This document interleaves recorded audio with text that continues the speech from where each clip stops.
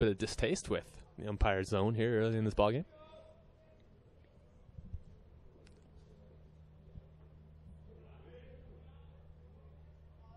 Pickoff moved at first, but there's nothing happening over there. It's where the wheels really spin as a manager when you got one out and runners on the corners. There's all kinds of little hit and runs, little bunt plays and stuff that you can work here. So there's a lot of moving parts.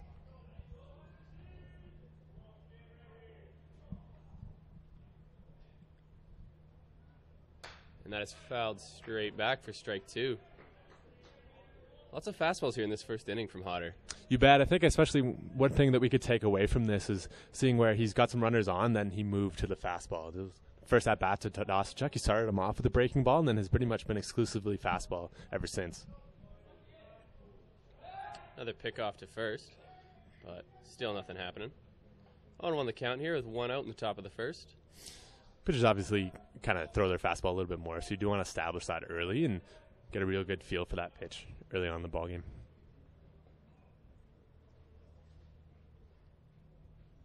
And that ball misses down and away for ball one. 1-2 is the count now. It's a really good spot to miss if you're Hodder there. With up 0-2 in the count, you can afford to throw a ball in that situation. That location was not a dangerous one for the hitter, Jake Fisher. Do you think after so many fastballs in this count so far, we'll see a breaking ball here? Yeah, I definitely think so. I think kind of Hodder's probably going to look at that to get Jake Fisher to swing a miss here. And that one is a swing and a miss. Strike three. Fisher goes down on strikes. That's the second out of the top of the first. Very Nostradamus of you there, Sam. He goes with the changeup to strike out Jake Fisher there. A breaking ball indeed. And with that strikeout of Fisher, is going to bring up the designated hitter, Brandon Graham. Even with two outs here, Hodder's got to be careful of Brandon Graham. Tied for the league lead in home runs. He's a very powerful hitter hitting the 5 spot for the Coyotes. And I do apologize. He's not the designated hitter. He's the third baseman. It's okay. When we were teammates, Brandon Graham, he was an outfielder, so he gets around the diamond. Swing and a miss of that first pitch from Hodder, 0-1. Looked like Hodder went with a bit of a two-seam fastball there. What we had seen traditionally was a four-seamer. That one had a little bit of movement working away from Graham. It's a good pitch.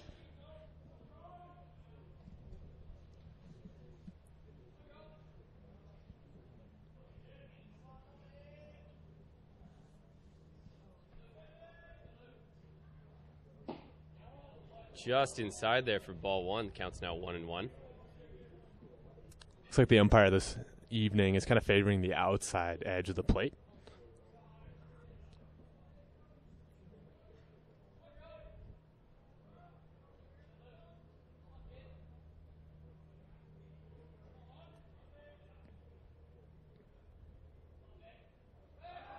And another pickoff move to first. Just as there is one out, when you have runners on the corners with two outs, there are kind of runners you can put in motion or plays you can run. So it is important for Hodder to keep that runner safe at first.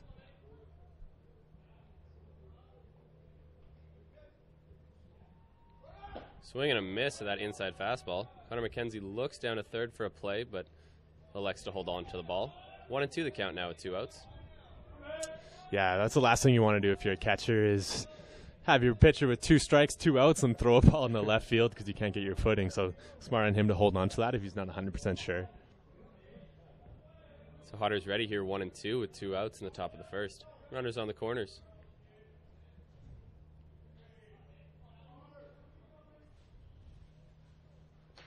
Just fouled back there. Count remains 1-2. He was on it. Yeah, anytime you see a foul ball straight back, that hitter just missed. And you always kind of grip the bat a little bit tighter next time you go up, knowing he just missed a pitch that was pretty hittable. So we'll reset here after the foul ball. Count still 1-2 with 2 outs here in the top of the first inning.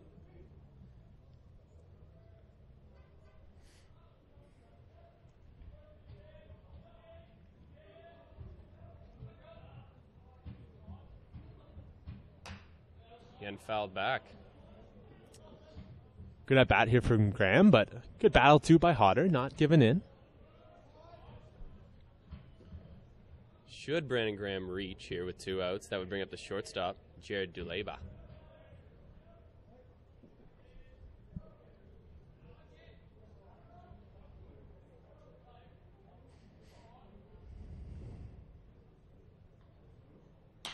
And That is hit well into the left field side of the field, but foul again.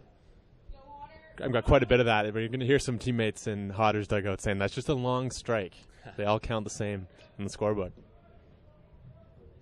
So after 3 straight foul balls here, Connor McKenzie's going to come out from behind the plate, give some signs to his infield.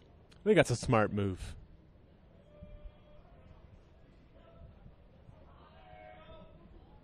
Brandon Graham, the third baseman, still in there, 1-2 the count.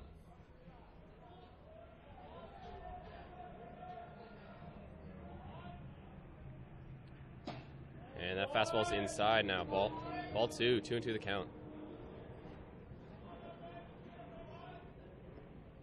Haven't seen a breaking ball yet, have we, in this at bat? I don't believe so. I think he's been pretty much exclusively fastball. I'm surprised, too, that we haven't seen a lot of Hodder's curveball. We've really seen fastball changeup. So let's see if he expands upon that to close out this at bat.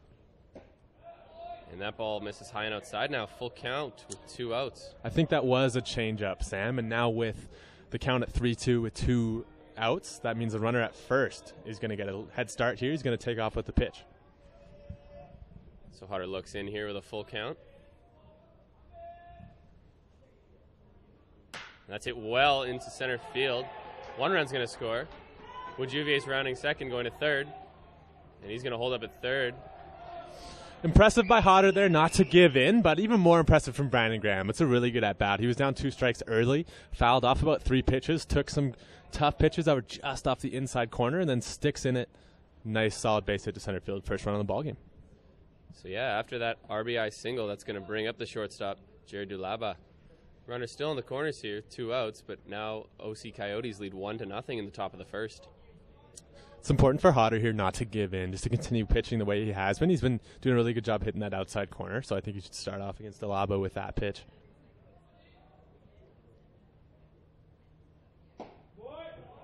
That pitch is taken for strike 1, 0-1.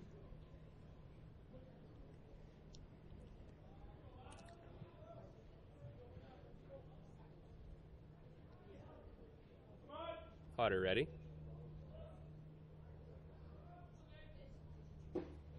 Pitch just low for ball 1. 1-1's the count now with 2 outs. Again, this is a big spot for Hodder. You only want to limit the damage to about 1 run in this inning. Get your hitters back in there and try to get that run back.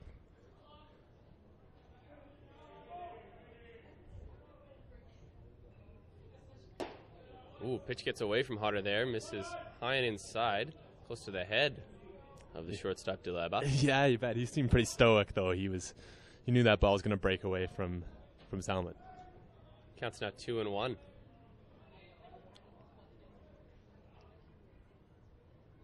That's hit well to the shortstop, Riella, and he'll just throw it on to second for the force out. So Hodder gives up 3 hits in this inning, but only allows 1 run going to the bottom of the first. The score is 1-0 for the Okanagan College Coyotes and none for the Wolfpack.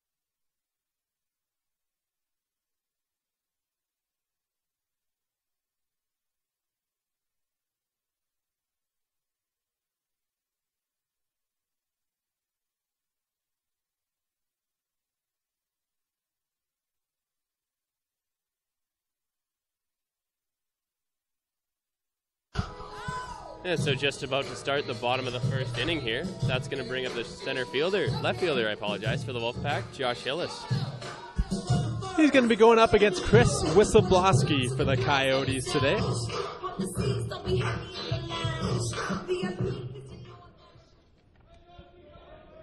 Wisloblosky is currently making his third start of the CCBC season over 16 innings.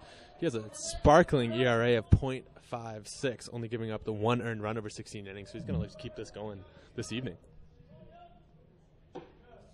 And the second pitch of the at-bat is in there. First pitch was a strike, second pitch is a strike. 0-2 now to Hillis to start off the at-bat.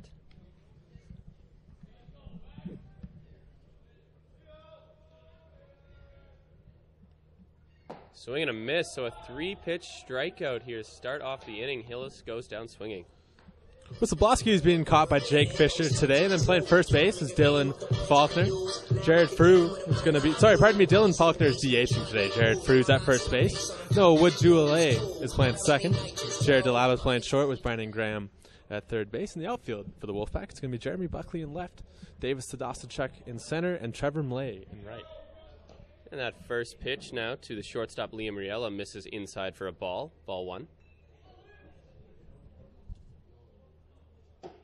And second pitch is now outside for ball 2. 2-0 the count.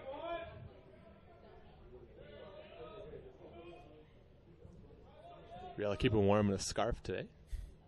That's hit well into center field. The center fielder, Tadasachuk, is going to be there to make the out. A quick out number 2 here in the bottom of the first. It's a really nice swing by Riella. Anytime you hit a ball solid to center field, you know you got all of it, and just unlucky to be out there. And after 2 quick outs here, that's going to bring up the center fielder, Adam Philman.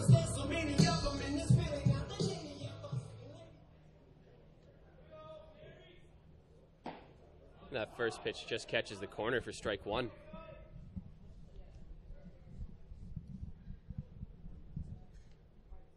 Swing and a miss for strike 2.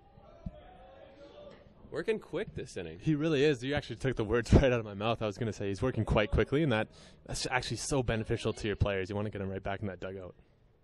And that one is high for ball 1. 1-2 the count now with 2 outs in the bottom of the first. Wolfpack trail 1-0. That's hit on the ground to the shortstop, Dulaba.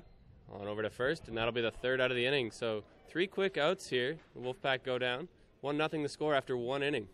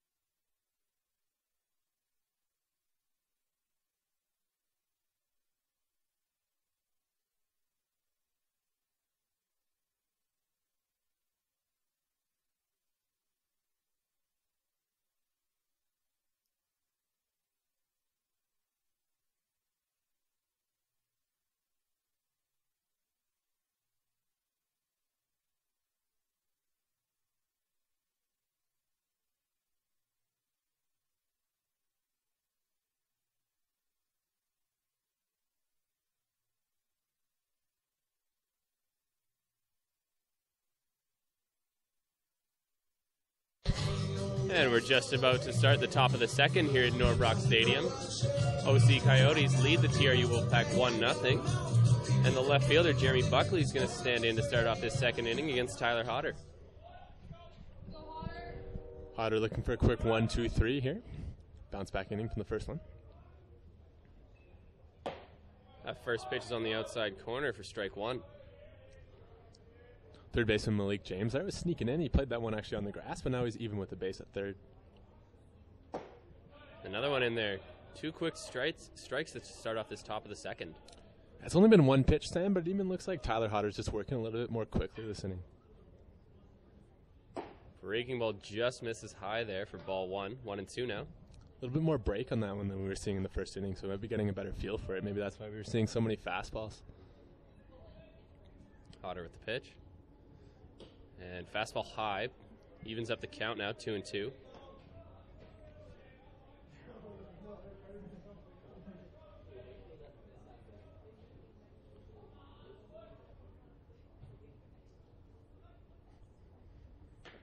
And that one hits Buckley on what seemed to be the elbow. He'll take a walk on down to first. Might be able to catch it there just in the batter's box. That was actually off the elbow pad. So shout out to Evo Shield there, saving Jeremy Buckley's elbow, and he's on base. Always happy when you've got 2 strikes and the pitcher hits you. It almost seems like he lets you off easy.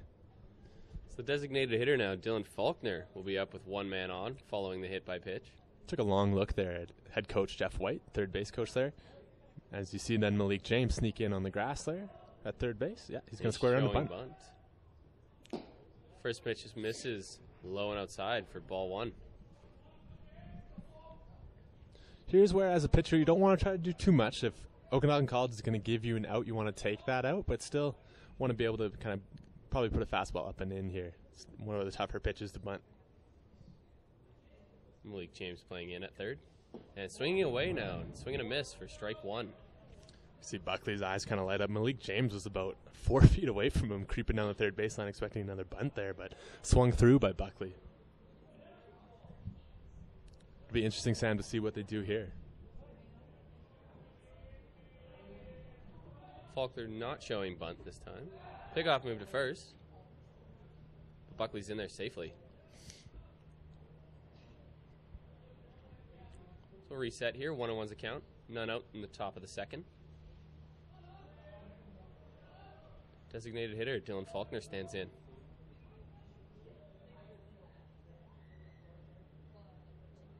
Another pickoff move. You think Buckley has any thoughts of running over there on first? I'm not sure. Like I said, he's had a long look at the third base coach there, Jeff White, so you never know what's kind of going through his head, but the fact that he didn't even go back into that base diving makes me think he's staying put at first. Buckley going. Pitch inside. Throw down by McKenzie in the dirt. And Buckley's in there safely with a stolen base. And Sam, that's exactly why I am up here and not in either of the dugouts today. After I said I don't think he's taken off, he heads in there, steals second base with ease. And the pitch by Hodder on that play missed out inside, so the count's now 2-1. Buckley standing out there on second. None out.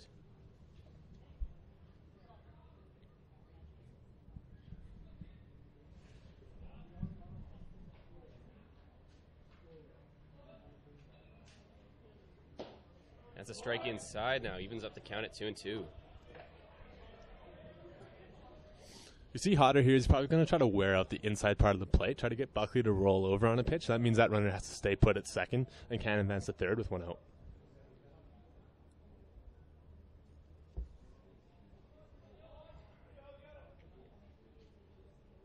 Curveball in there for strike 3. Hodder gets him looking for the first out of the inning. It's a really nice pitch by Hodder. Looked like Faulkner really froze up on that pitch. Yeah, it definitely did. Sometimes you kind of gear yourself up for a fastball, and then when you get a breaking ball, you're just hoping that's going to curve its way out of the zone, and then drops over the dish, and you have to walk back to the dugout with your tail between your legs. So with the strikeout, it's going to bring up the number 9 hitter, right fielder Trevor Mlate.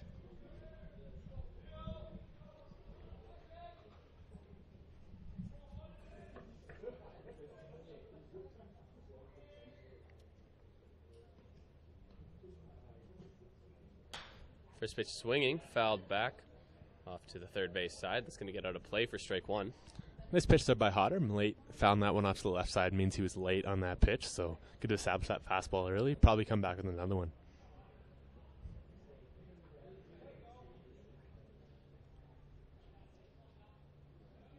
Hodder's set.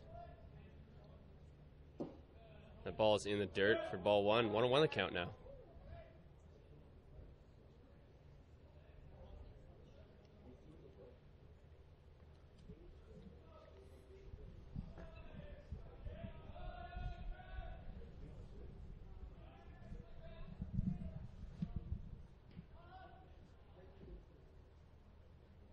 That's hit well back into center field. That's going to drop in front of Philman, the center fielder. Buckley's rounding third, going home. Philman gets it into second. Buckley's going to score, making it 2-0 for the Coyotes on that RBI single by Trevor Mlate.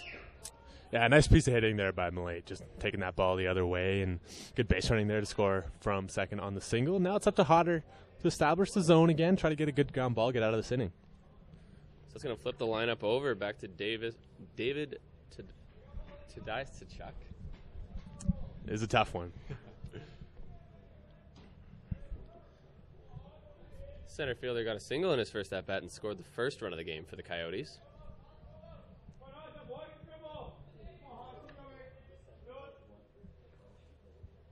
Showing bunt, bunts it down the third base line. Malik James grabs it with a bare hand, chucks over to first. That's in the dirt, and he's not going to get the speedy center fielder. With one out now, there's runners on first and second. Interesting play there by Tadasachuk. Leads off this ball game with a double and then decides to lay down a bunt. Definitely, and it was actually a pretty nice play there by Malik James. I thought he had enough to get that ball over, but unfortunately just pulls the first baseman off the base, and runners at first and second for the Coyotes. And Noah Wood-Juvier is going to stand in. Second baseman. Single in the first inning for him, but did not score.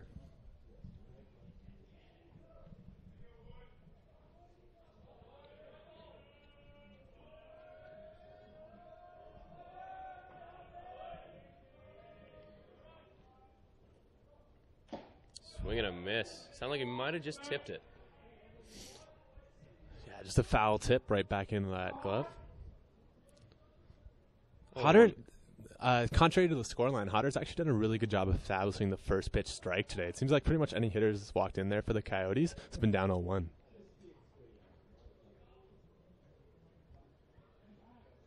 Umpire calls time.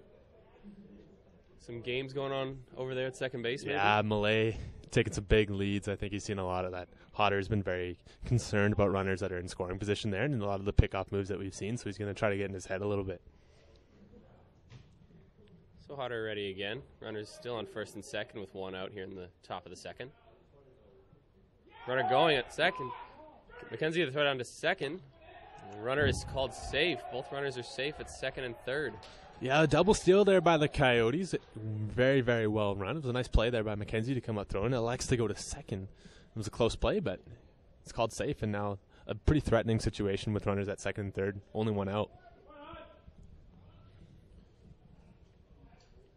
So infield's going to come in onto the grass here with one out and runners in scoring position. Yeah, interesting to see this so early in the ballgame, but you definitely want to cut out as many runs as you can, and with just a 1-1 count, they're going to bring that infield in.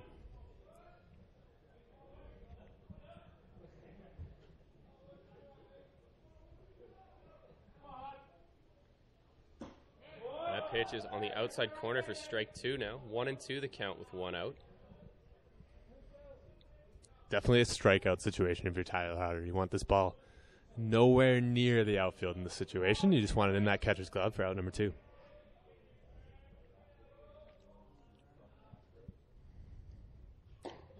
Breaking ball gets away from him over the head of the OC second baseman. 2-2 the count now. And a breaking ball that kind of got away from Hodder was exactly how this inning started as he hit the leadoff batter, Bulkley.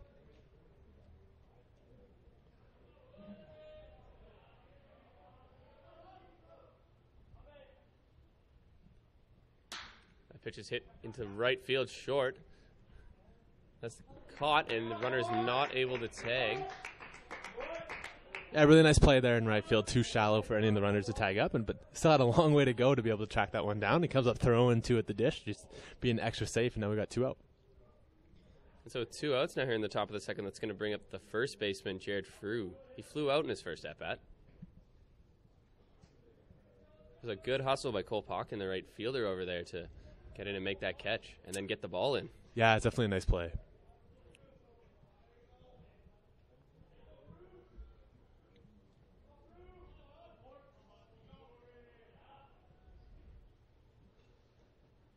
Swing and a miss to that first pitch down, 0-1. Was that an off-speed pitch, maybe? Yeah, I think it might have actually been a leadoff change-up there.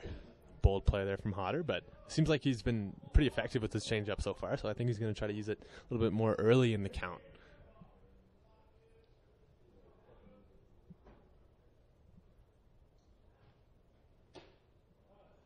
That pitch misses inside for ball one. 1-1 the count now.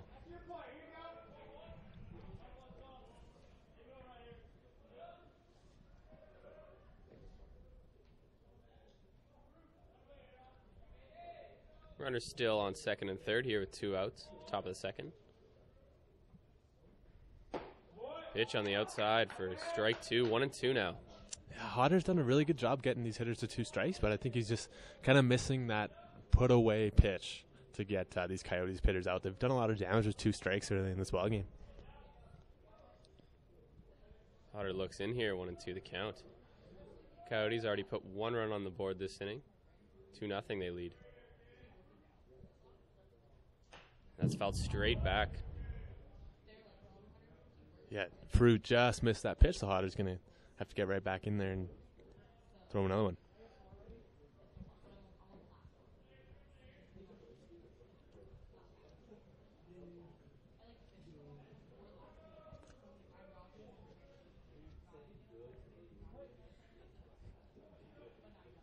So 1-2 again. 2 outs.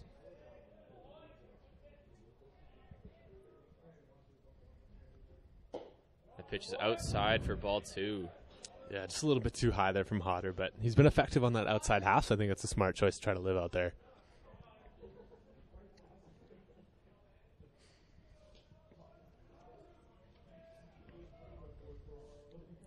Two and two now, 2 outs.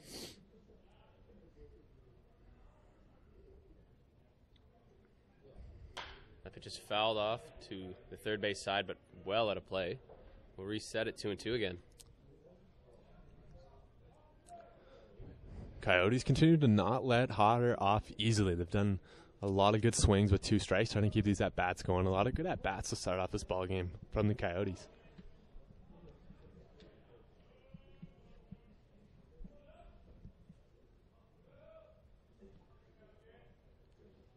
That's a ground ball on the first base side, but that will be just foul.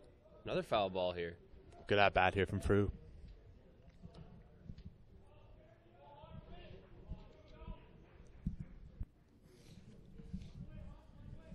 So Hodder gets ready again, 2-2.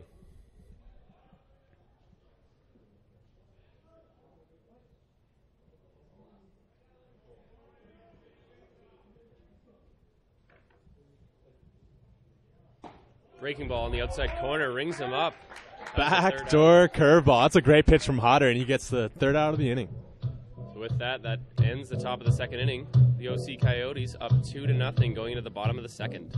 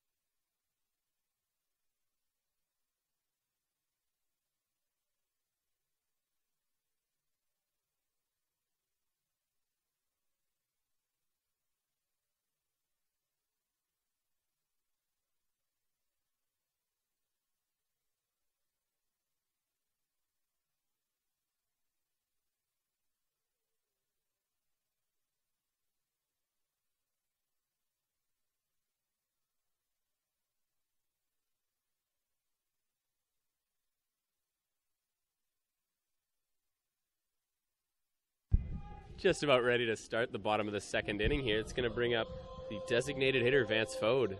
Fode, if you'll recall, on Sunday, hit a big 3-run home run.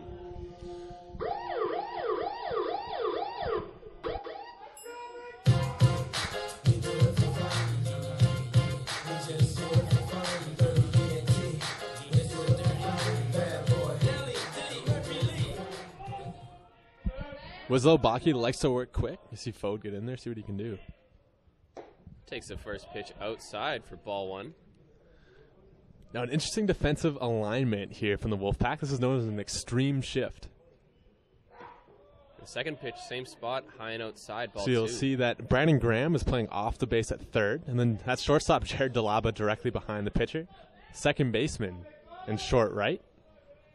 First baseman stays home.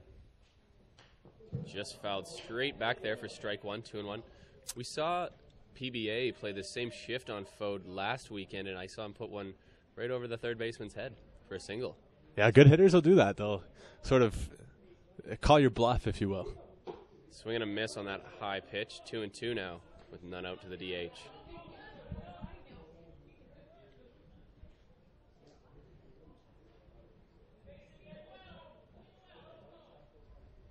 That pitch outside, 3-2. Definitely early in the bottom of the second here, but Wislow Blocky was dominant as I've pretty much ever seen in the top, and he's fallen behind in the second here. That pitch on the outside corner. Hence Fode goes down looking on strike 3 for the first out of the bottom of the second. Fode not happy with that call. No, it might have looked like it might have been a little bit off the outside half, but probably too close to take with 2 strikes.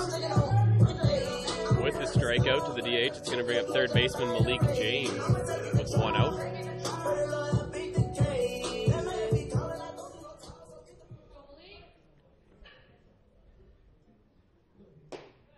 First pitch taken high and inside for ball 1.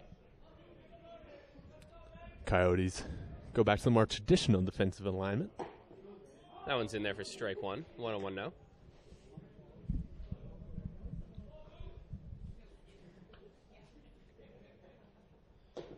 Breaking ball just misses on the inside. Ball 2, 2-1. I think we've seen 3 different pitches in the 3 different pitches. It's at bat to James.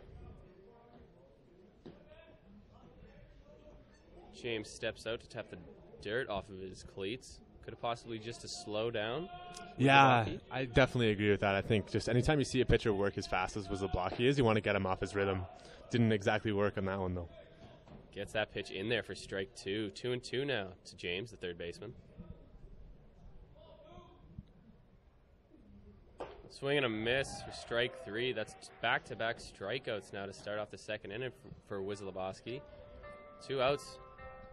Yeah, again, definitely early in the ballgame, but Wislow-Blocky is looking dialed in so far. And with the strikeout, that's going to bring up first baseman Josh Schneider.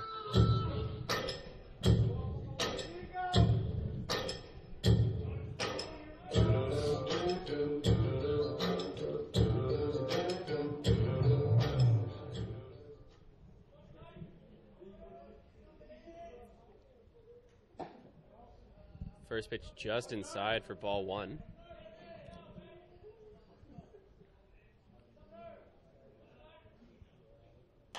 That one's popped foul out behind the Wolfpack dugout for strike 1.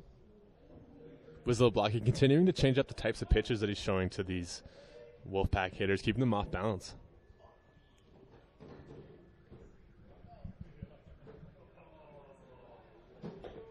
Breaking ball misses outside, 2-1.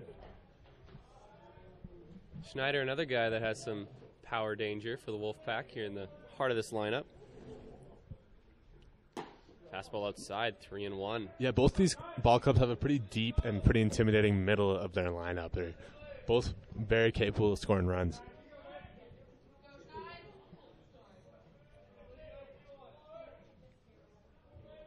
That pitch is in the strike zone for strike 2. The count's now full with 2 outs to Josh Schneider, the first baseman.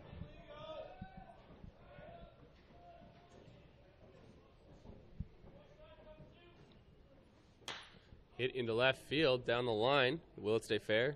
No, it will just get out of play, off the fence. So we'll reset it a full count.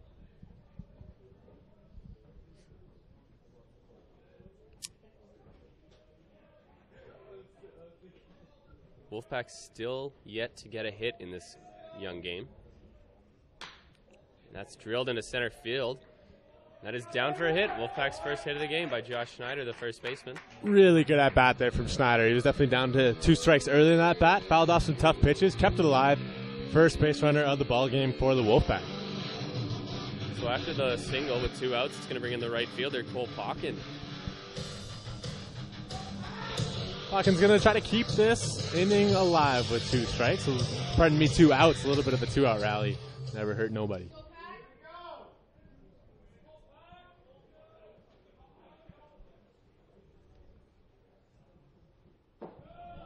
First pitch misses low for ball 1.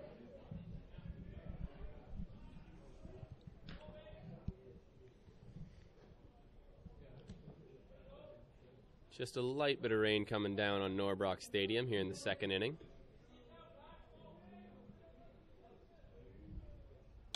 Well hit out into the left center field. David Tadaschuk is there to make the catch for the 3rd out. So the Wolfpack get 1 hit that inning, but can't get any runs from it. Score still 2-0 after 2 innings for the Okanagan College Coyotes.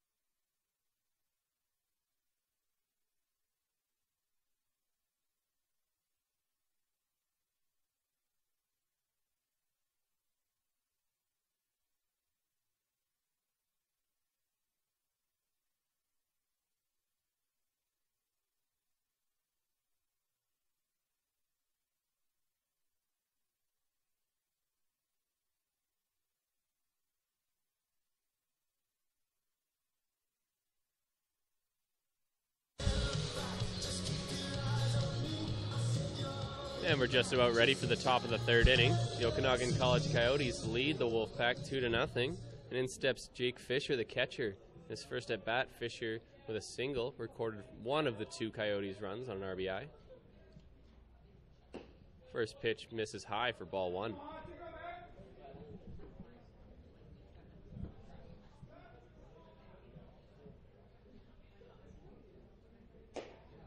That pitch is in there, strike 1, 1-1. Another wry smile there from Jake Fisher. The catchers always have the best sort of rapport with the umpires. They have to hop right back there that next inning, so they're usually on first name basis. He had something to say there. Swing and a miss for strike 2. That was a big swing by Fisher there. Yeah, maybe a little bit frustrated with that first call of that bat. Time called by the umpire. Ooh, it's kind of a tough time. It even seemed like Hodder was already in his windup. Umpire likes to give him time anyways. 1-2 the count here with none outs to Jake Fisher, the catcher. Tyler Hodder on the mound for the Wolfpack.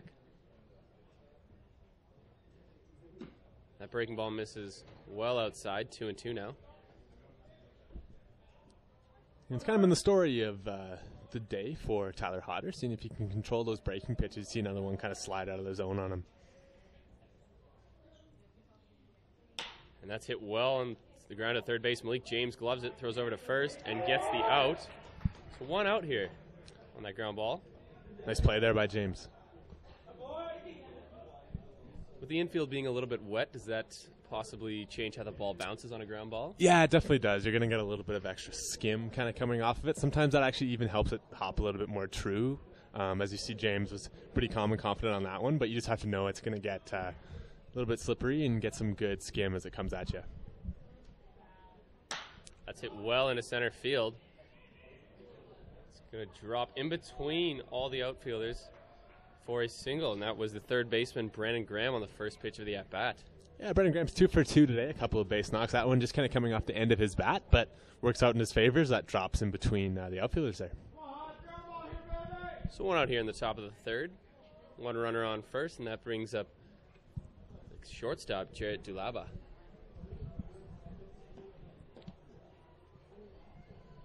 Dulaba grounded into a fielder's choice in his last at-bat. Hodder would like that exact same outcome.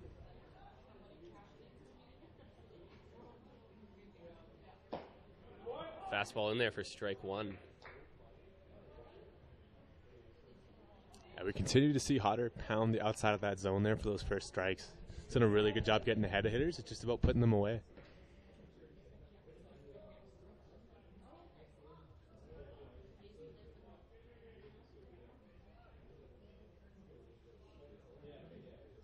I miss on the ground to the backstop, and the runner, Graham, is going to make it to second on the wild pitch. Yeah, you asked about those wet baseballs out there on a day like this with kind of spitting rain. That who that makes the life most difficult for is definitely the pitchers, because you have very specific ways that you want to grip that baseball, and sometimes that you can't get that perfectly when that baseball's a little bit wet, and I think that's what we saw there with that wild pitch. So with the wild pitch is now a runner on second with one out. Counts 1-1.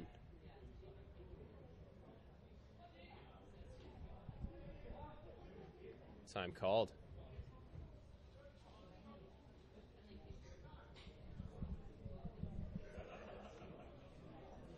We'll reset. Hodder looks in.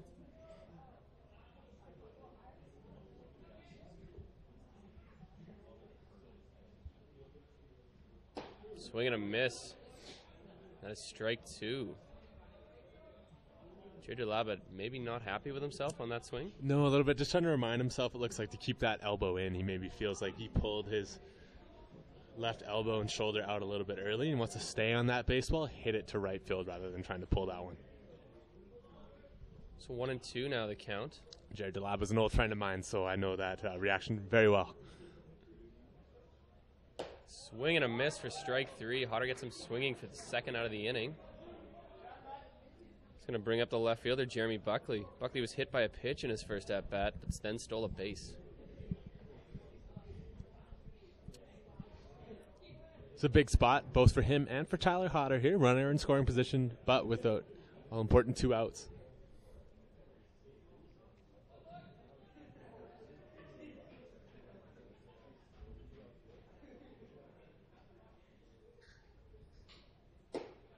First pitch misses just high for ball one. How important is it for Hodder, after giving up 2 runs in 2 innings, to get a shutout inning here? Oh, I think it's huge. You want those shutdown innings. Those really help everybody in your ball club, not just you as a pitcher, but it helps your hitters get back in the lineup, helps the defensive players, especially on a day like today that's raining, get out of that rain and back in the dugout. Pitch on the outside corner for strike one. 1-1 now.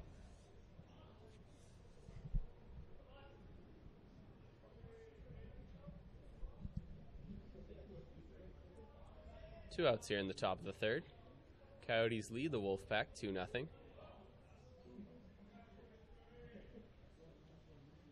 Swing and a miss for strike two. Nice pitch there from Hodder. Looks like it was either that changeup or that two-seam fastball. Had a little bit of movement working away from a left-handed batter there. Just able to get enough break that it'll get away from the barrel of that bat. So 1-2 now with 2 outs.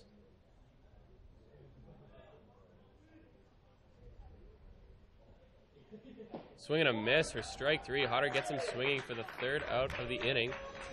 1 runner on, but can't do anything with it. The score is still 2-0 for the Coyotes.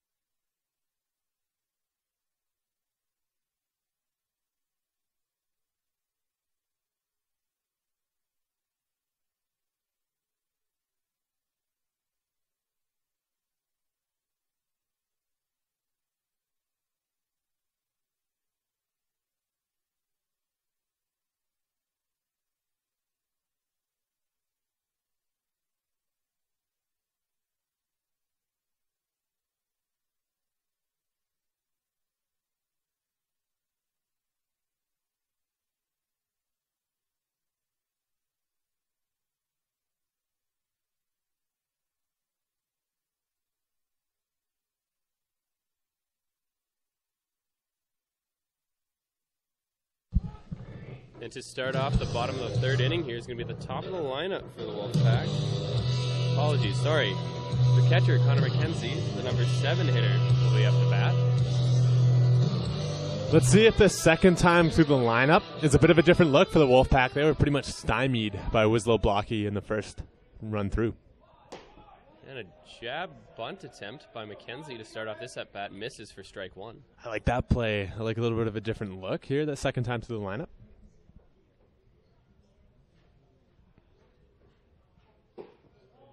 Ball just outside, 1-1 now.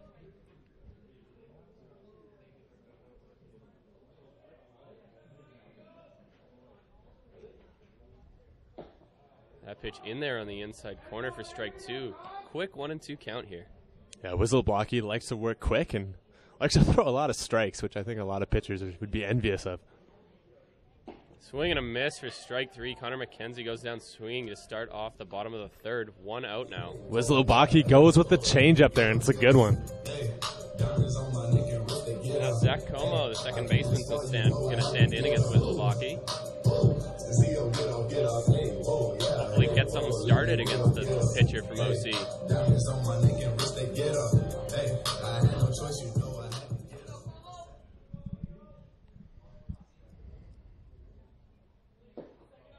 That first pitch misses for ball 1. It was one of the top of your lineup to set the table for those heavy-hitting middle halves, but it hasn't quite worked out. That's fouled out of play. Strike 1.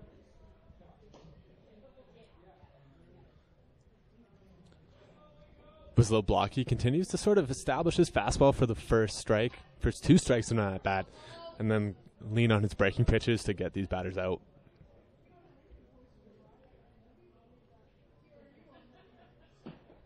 That pitch just outside for ball 2. 2-1 now. Just missed, but still a good pitch there from Winslow Blocky. Yeah, that's where you want to miss. Swing and a miss on that ball down for strike 2. 2-2 now. You always try to shorten up when you fall to 2 strikes in that bat, but Winslow Blocky's got a lot of good breaking pitches that make it difficult to stay on, and seen some swings and misses so far in this ballgame. That's ground softly to the shortstop. Delaba on to first, and they're going to get him for the second out of the inning. So Zach Como grounds out for the second out. Now we're back to the top of the lineup here with Josh Hillis. If you know what it means to find your dreams, I've been waiting on this my whole life.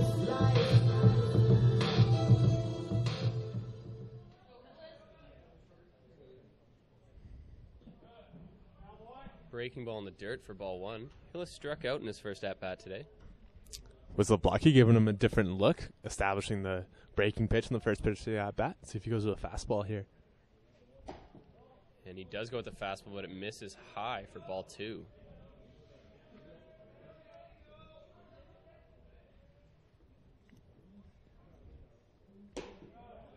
And another ball, 3-0. Haven't seen this from Winslow Blocky yet. No, yeah, this is the farthest he's fallen behind a hitter so far in this ballgame.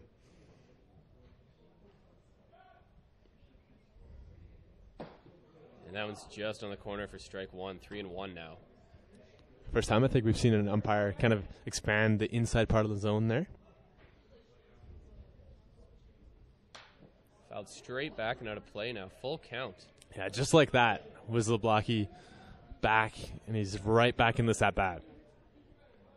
So full count to Hillis, the center fielder for the Wolfpack, with 2 outs in the bottom of the third.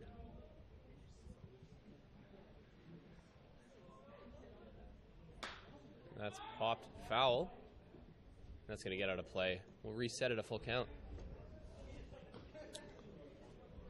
It's a big spot if you're a hitter. You know, we've got a pitcher who's looking really good on the mound here. Got an opportunity to try to extend this at-bat as much as you can, foul off as many pitches, run that pitch count up.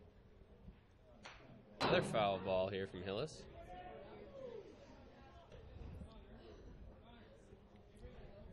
Liam Riella stands on deck for the Wolfpack.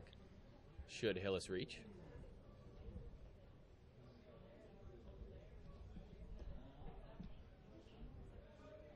So again at 3-2.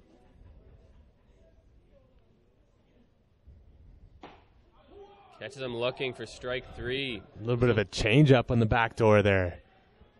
So 3 outs, 3 quick outs here by Wisloblocki, and after 3 innings, the Okanagan College Coyotes still lead the Wolfpack 2-0.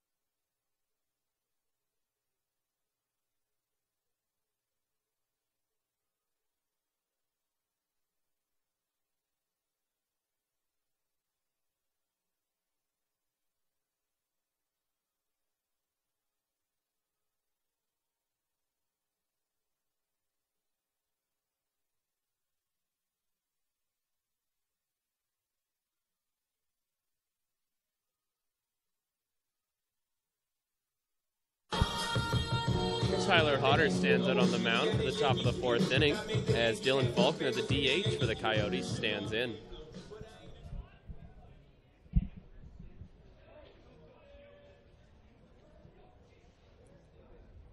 That pitch hit sharply to shortstop Liam Riella, on to first.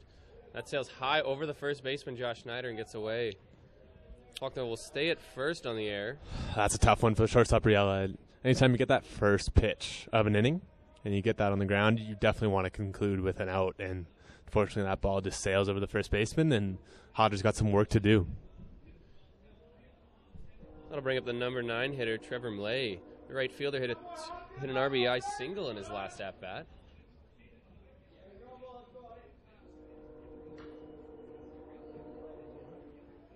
Malik James playing in again on the third base line. Yeah, he's way in. Showing bunt. That misses outside. Ball 1.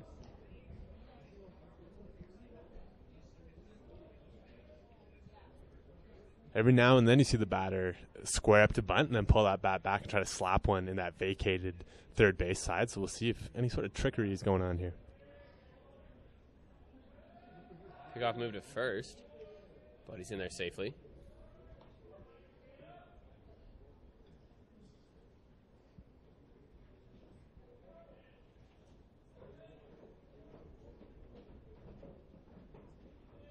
Malik James still playing in at third, waiting for the bunt.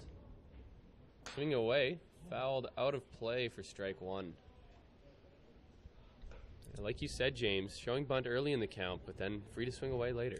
Yeah, it's been interesting, and usually the play sort of doesn't really relate pitch to pitch, but you've seen the Coyotes kind of switch it up. They're going to square around and then pull right on back and try to swing away. So interesting to see how this will go with the rest of the ballgame. Another pickoff move to first, but Faulkner's in there safely.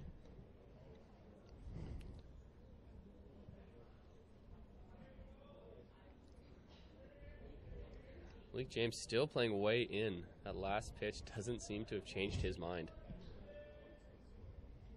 Yeah, it takes guts. That's hit on the ground of the second baseman through into right field. Wolfpack has the ball out there in right field. He gets it in quickly. Runners at first and second now after Malay's second single of the night.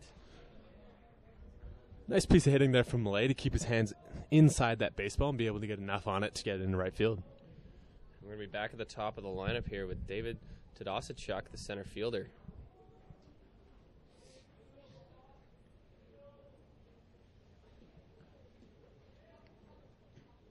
Here's where you're going to see the managerial gears really spin for head coach Jeff White. Even if you do drop down a bunt here and sacrifice an out for advancing those runners, they're going to be at first and second with just one out. So we'll see what the Coyotes drum up here offensively.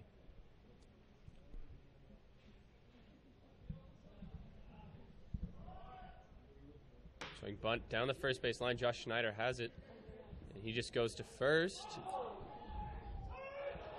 Zach Como, the second baseman's foot came off the bag, and that means that David Tadasachuk is going to reach first safely. Yeah, no video replay in the CCBC, but I think he was definitely safe all the way. Just Josh Hillis took a little bit of an extra second to look and see he can make that backdoor play, to third base, and that little bit of hesitation left him with a hesitation on his throw, and he pulls Como off the base.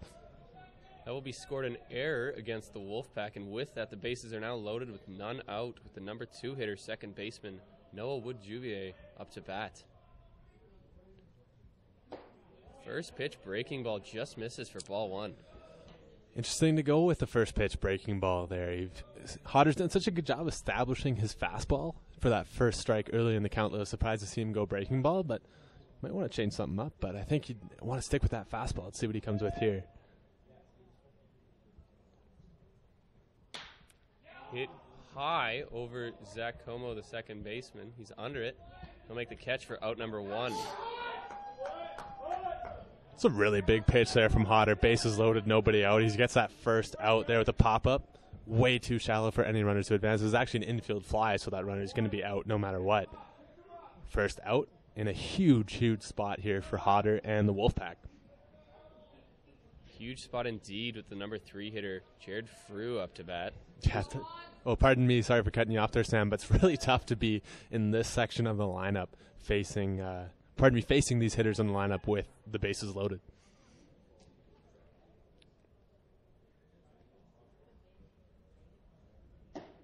First pitch in there for strike 1. Space is loaded here in the top of the 4th. 1 out now after the infield fly. Coyotes lead the Wolfpack 2-0.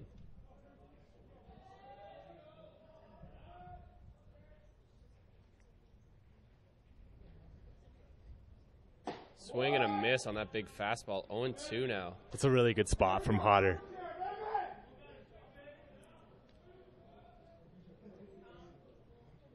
Is this still a strikeout spot for Hodder?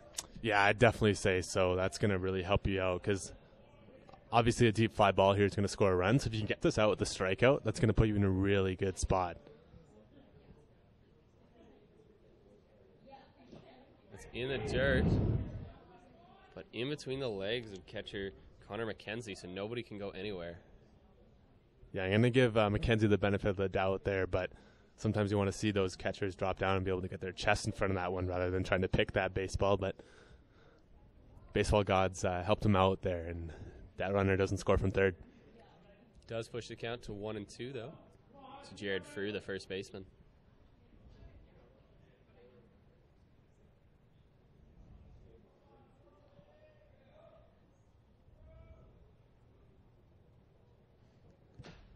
Fouled off. An outside pitch swung at by Frew.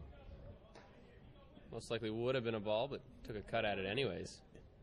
Yeah, definitely when you've got 2 strikes, you never want to go down swinging. So I would agree with you, Sam, that probably would have been ball number 2. But with 2 strikes, you got to expand your zone a little bit and make sure you don't go down looking.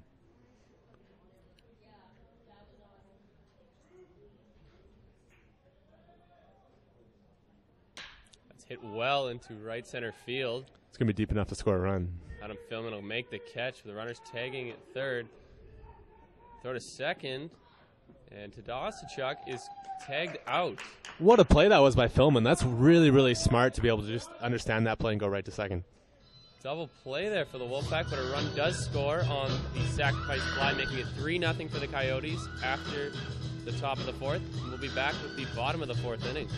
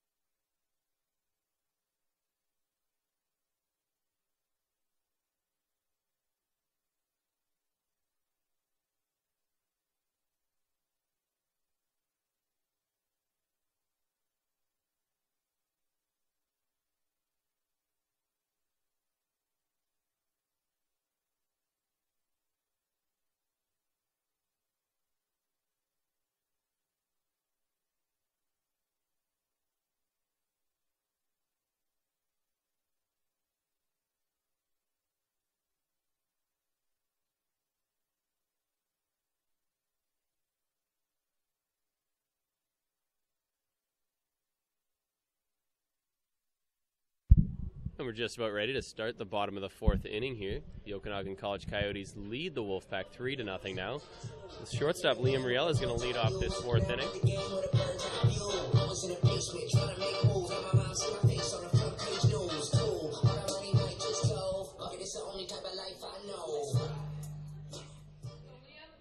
Chris Wislavaki already has 5 strikeouts in this game. That's hit well to the left field side of the diamond, but out of play for strike 1. I like the kind of change of approach that we've seen from the Wolfpack hitters. They're trying to jump on those first pitches, and he got a lot of good contact on that ball, actually. Swing and a miss at the second pitch breaking ball. 0-2 now. Another thing I'm noticing quite a bit from Wislavaki is he really varies the pitch type. So first pitch fastball that was fouled off, he's going to come right back with the curveball there and not give Riella a chance to kind of get comfortable in that batter's box. Another breaking ball. That's hit well out to center field. So center fielder David Tadosichuk's going to make the catch, though, for out number 1 here in the bottom of the 4th. That's a tough one. Riella has 0 for 2 today with 2 balls absolutely stung the center field. So he's going back to the dugout feeling a little bit stressed out, and I don't blame him. Following that flyout's going to bring up the center fielder Adam Philman, grounded out in his first at-bat. Picked up the outfield assist to end off the 3rd inning there, so he's probably feeling pretty good in the batter's box right now. As he takes the first pitch for strike 1. And that second pitch is in the dirt, the breaking ball. Ball 1-1.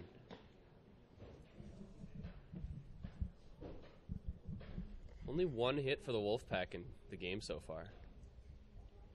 That's hit well into shallow right field, and there's the second hit for the Wolfpack. Yeah, I was just going to say, make that 2 hits. That's a really good job by Philman to inside out that baseball in the right field and not try to do too much with it.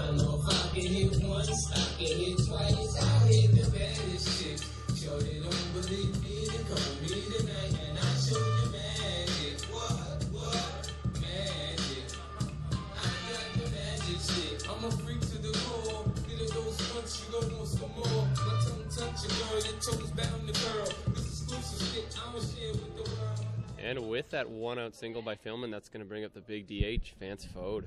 And with Fode at the dish, the Coyotes go with that extreme defensive shift, but a little bit more subdued now with the opportunity to get a double play.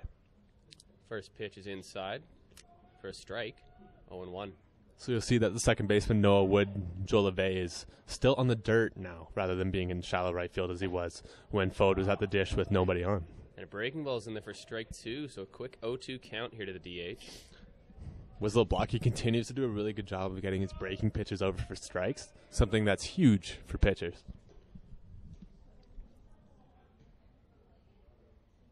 That one hits Fode on the shoulder. 0-2 count, but Wislavaki hits Vance Fode, so now there's runners on first and second. There's 2 that you can chalk up to the Evo shield there, right off the shoulder pad with 2 strikes. Again, kind of letting the batter off the hook when you hit him with 2 strikes.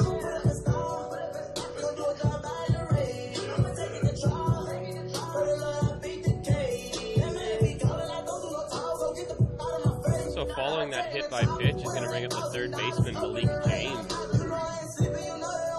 James struck out in his only at-bat so far tonight. He'll stand in here with runners on first and second with 1 out in the bottom of the 4th. So now it's time for the managerial gears to be working in the mind of Ray Chadwick. See what he does here. That's hit on the ground at third base. Touches third and goes to first. And that's going to be a double play to end the inning. So great play there by the Coyotes, pardon me there, Sam, but tough to swing at that first pitch and ground into a double play if you're Malik James. Following the double play, that ends the inning in the bottom of the 4th. Coyotes still lead the Wolfpack 3-0.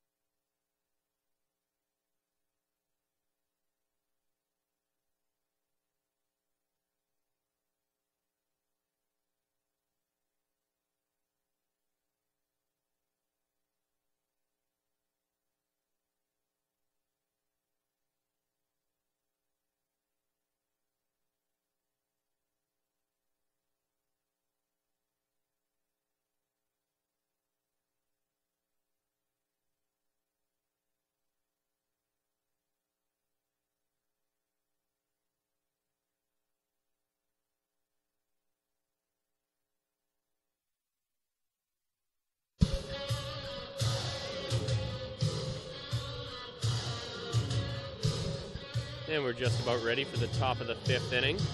Catcher Jake Fisher will lead things off for the Coyotes. Grounded out in his last at-bat, but back in the 1st inning had an RBI single.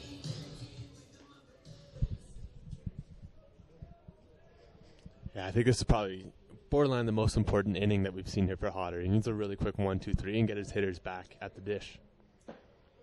First pitch misses outside for ball 1.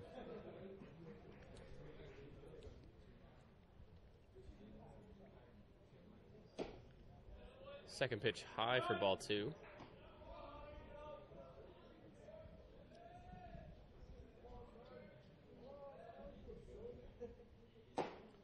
That one's in there for strike 1. 2-1 the count now. Doesn't seem Hodder having his most success in the outer edge of the plate. Gets another strike there to get himself back into this count. Swing and a miss for strike 2. He might have taken a little bit off there. It almost looks like a changeup. Good pitch. Keep Fisher off balance here in this at-bat. Now he's got 2 strikes on him. That breaking ball's popped high over the first base foul. Josh Schneider's under it. And he's going to make the catch in foul territory for the first out of the 5th inning. Yeah, good sequence there from Hodder after falling down 2-0. Not to get too intimidated. Just establish the fastball back and then be able to get him out with breaking pitches. It's going to bring up the third baseman, Brandon Graham. He had a single in his last at-bat. 1 for 2 on the afternoon.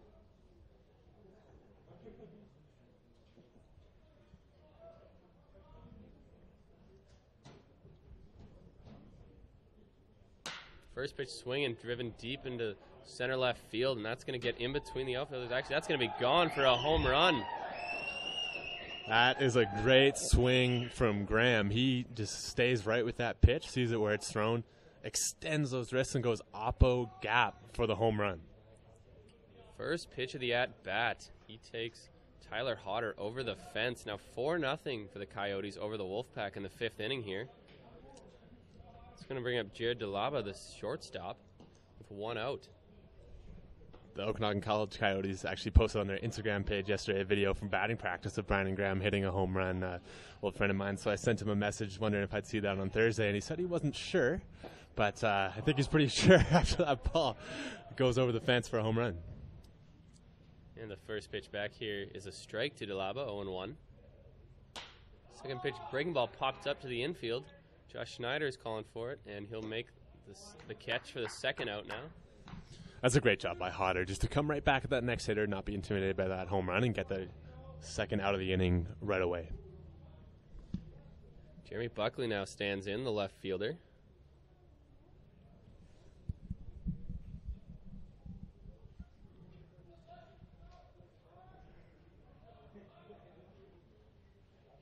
First pitch ripped on the ground. Second baseman Zach Como dives and gets it, throws to first. He gets what it. A play that was. Huge play by Como, laying out to get that third out of the inning. Zach Como flashes the leather to get the third out of the inning, but the Coyotes do get another run on the home run by Brandon Graham. 4-0 Coyotes, 0 for the Wolfpack.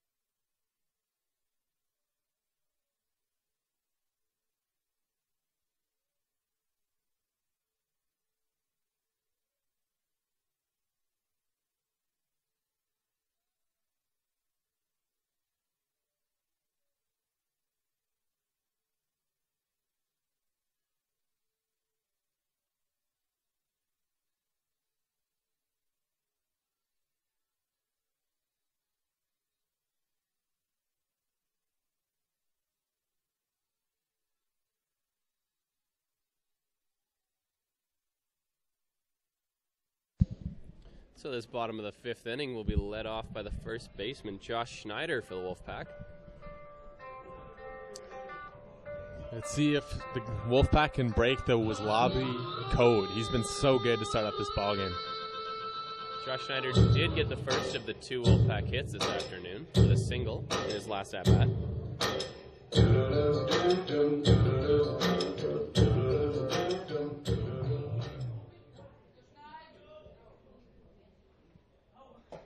First pitch misses to Schneider, ball 1.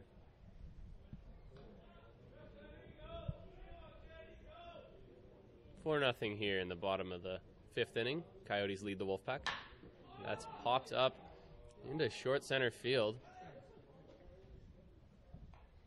And the left fielder, Jeremy Buckley, will make the catch for out number 1. Just got jammed a little bit there, did Snyder, and that ball falls in the glove of the left fielder.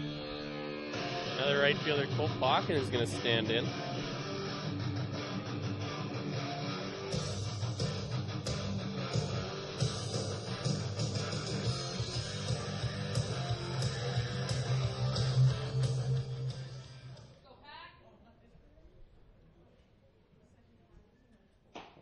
First pitch in there, good pitch for strike 1. That's a nice pitch. See that movement kind of come back and bring it over that outside edge of the plate. Swinging at the second pitch, but he misses for strike 2. Yeah, it's a little bit out in front of that pitch.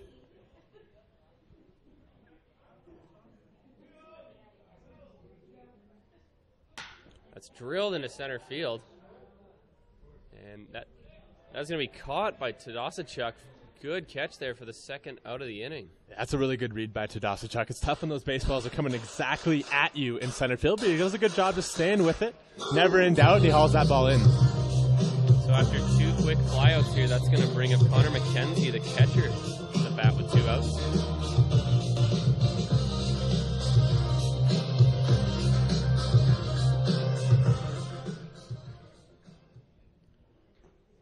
So here is the catcher, Connor McKenzie. Struck out in his last at-bat. He's in good company, though. First pitch misses low here, ball 1. Tough call to start off that AB. Looks like didn't give him that pitch in the outside corner. Swing and a miss late on that fastball, 1-1.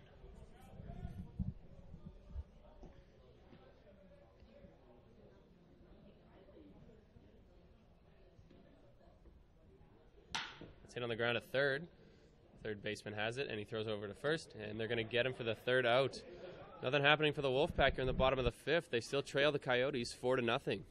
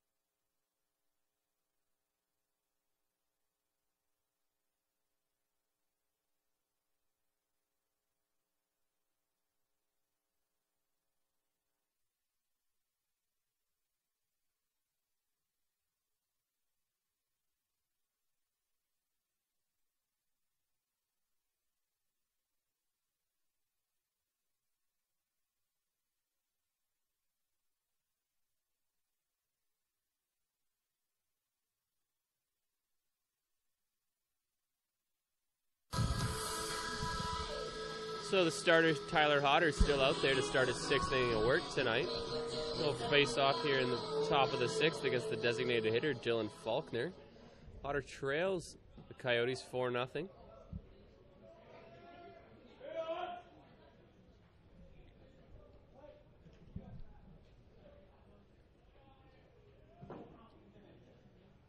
First pitch fouled back for strike 1. That's a great first pitch. It's really nice to see Hodder still in this ball game. He's still been an effective pitcher. He's just kind of ran into a few issues, but the more strain you can take off those bullpen arms and give your team those big innings, it's huge for any ball club.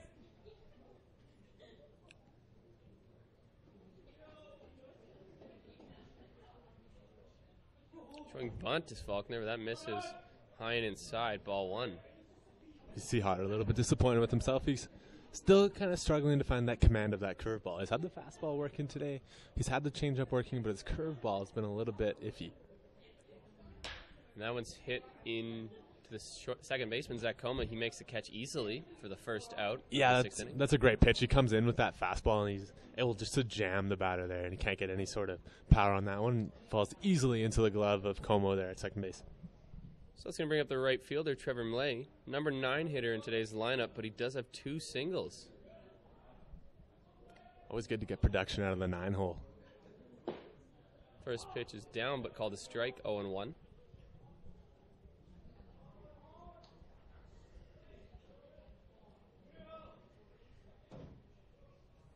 Showing bunt, pulls back, ball low, 1-1 now. Interesting. Both these hitters this inning have showed bunt on the second pitch. Yeah, the Coyotes like to do that. Kind of drop a little fake bunt in there, and it gets the pitcher off his timing. Swinging away again, fouls it back for strike 2, 1-2 now. And as we've also seen in this game, not only does it kind of affect the pitcher, but it does affect the third baseman, who has to have that in the back of his mind for the rest of the at-bat.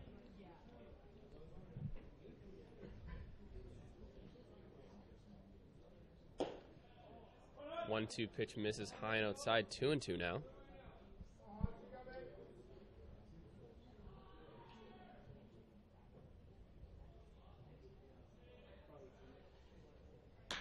That's popped into left field, short left field. I think it's going to be playable, Sam. And that is playable. They make the catch for the second out. Good pitch there from Hodder. 2 outs now in the top of the 6th, and that's going to flip the lineup over to David Tadasachuk, the center fielder.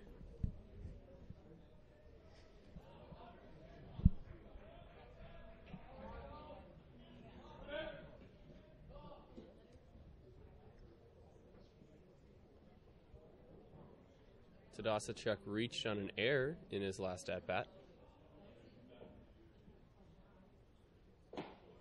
First pitch, breaking ball for strike 1 on the inside half.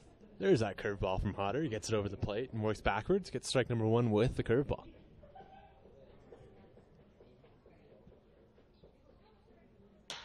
Fastball driven to right field.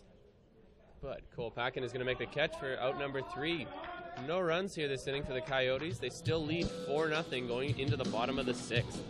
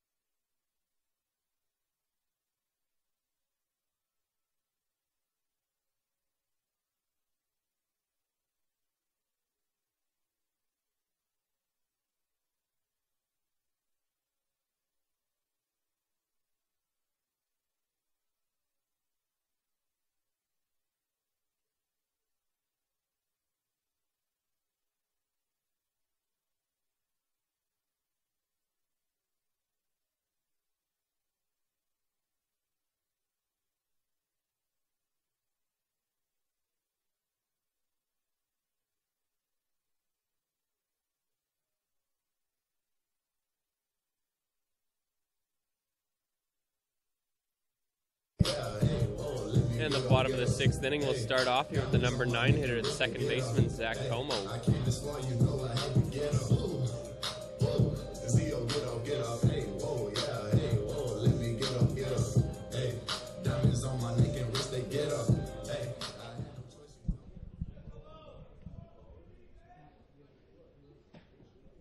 Pitch just outside there for ball 1 to start off this 6th inning.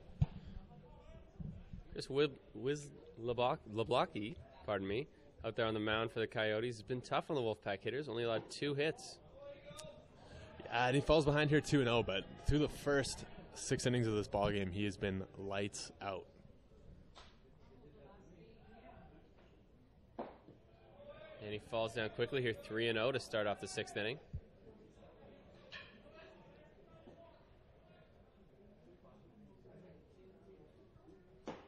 That one misses. Ball 4. Correct me if I'm wrong, Sam, but I believe that's actually the first walk issued by LeBlocki of the ballgame. You're right, James. That is the first walk surrendered by him. It's tough to see that when it's the first batter of the game, but let's see if the Wolfpack can take advantage of that. And the top of the lineup will be up now with the left fielder, Josh Hillis. Tough game so far for Hillis as he's struck out in both of his at-bats so far. Bats here with none out, runner on first. First pitch just catches the outside corner for strike 1. Nice pitch from LeBlocki there. Nothing Hillis can do.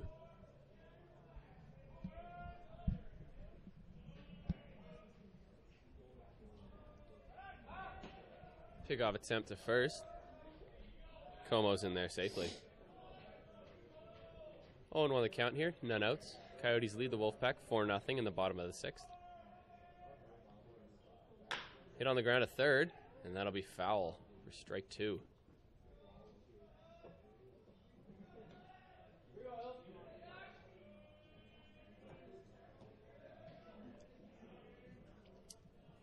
Tough on Josh Hillis here to be down 0-2, but he's got to try to battle. Try to turn this at bat into something and start a bit of a rally here for the Wolfpack, who haven't had much to speak of offensively on this day.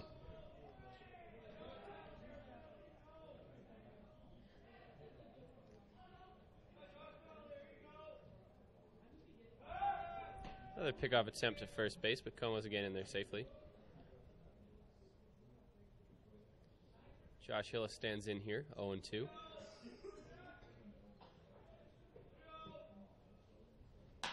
That's hit into left field high. Left fielder Jeremy Buckley's going to get there to make the catch. That's the first out here. He's going to bring up the shortstop, Liam Riella. Yeah, it was LeBlanc. He came back inside, was able to jam Hillis there, and all he can do is flare a ball in the left field for the first out of the inning.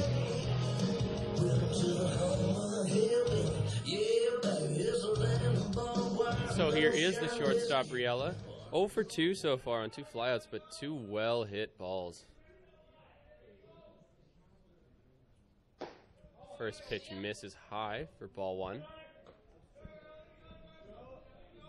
Yeah, he's barreled up 2 baseballs today, but has nothing to show except for 2 F8s in the scorebook.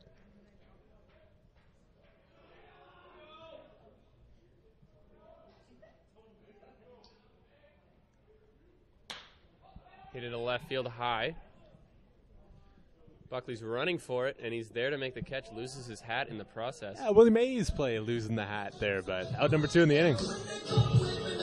Here comes Adam Philman, the center fielder, at the second of the 2 Wolfpack hits in his last at-bat, in the 4th inning.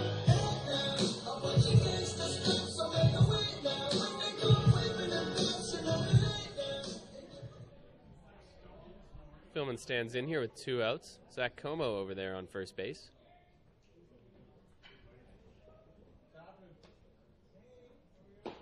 First pitch misses inside, a ball. Yeah, the Wolfpack in danger of doing nothing with this leadoff walk.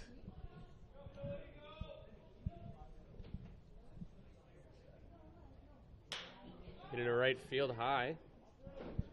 It's going to land foul. Out of the reach of the right fielder, Trevor Millay out there. So 1-1 now the count with 2 outs to Philman.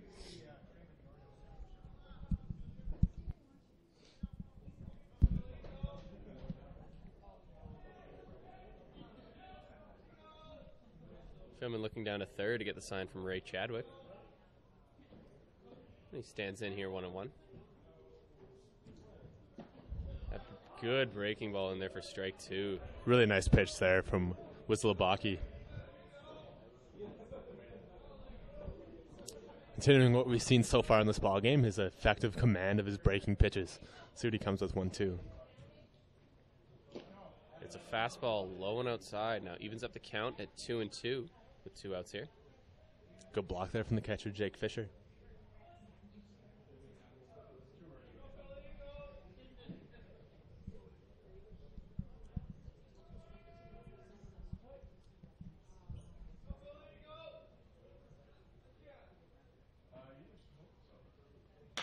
Philman right back up the middle, hits the pitcher, Wisłobocki.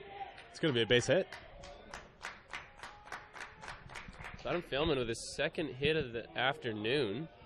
That puts runners on first and second for the designated hitter, Vance Fode. Yeah, Adam Philman has 2 of the 3 Wolfpack hits, but this is kind of an interesting spot now with Vance Fode coming up. Even though there's 2 outs, there's still 2 runners on. This is a guy that can do some damage.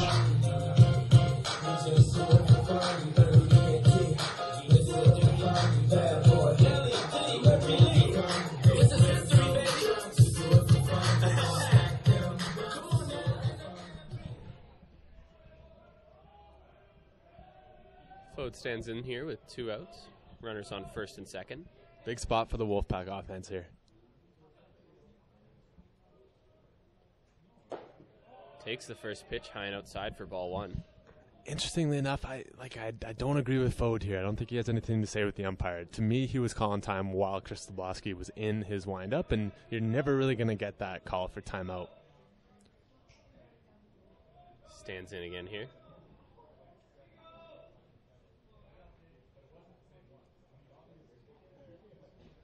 That pitch is in the dirt, but well blocked by the catcher Fisher, and runners stay where they are. 2-0, 2 out, 2 runners on. Vance Fode, a guy that can do some damage, looking for a pitch in a box. A pitch that's the perfect spot for him as a hitter, one he can drive.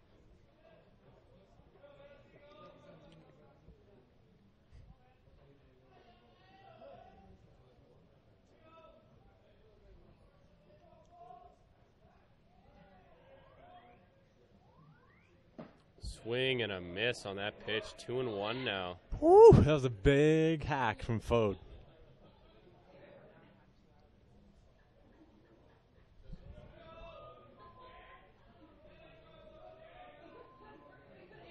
It's 2-1 now with 2 outs. And here's a pitch. Nope, it's actually a pickoff attempt to second, but Como's in there safely. It's a smart move and a good slide there from Como. Dalaba, second base there, was doing a good job blocking second base, but it's able to slide in there safely. And a pretty good pickoff move, but still a good job by Como to get back safely and still have an aggressive lead. One to score on a single.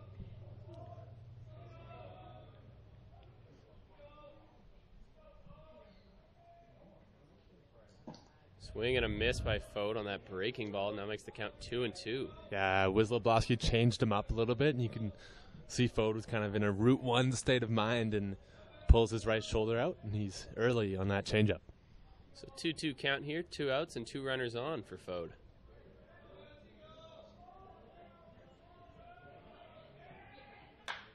Hit high over the first baseman. First baseman Jared Frew makes the catch for the 3rd out, so the Wolfpack get 2 runners on but can't do anything with it here in the bottom of the 6th. Coyotes still lead 4-0 going to the 7th.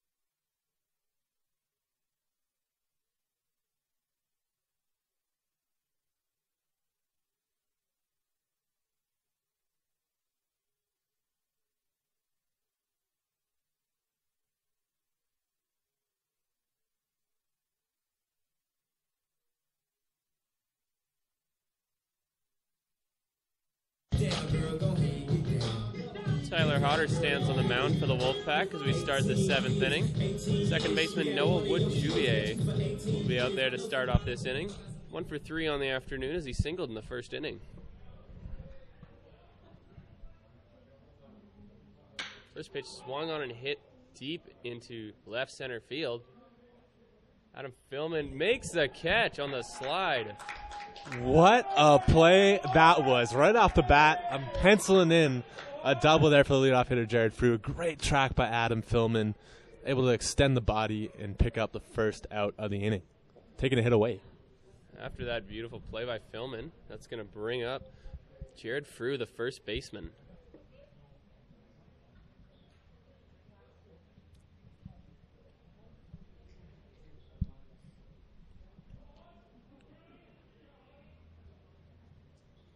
Rain's kind of picking up a little bit here at Norbrock Stadium at MacArthur Island Park.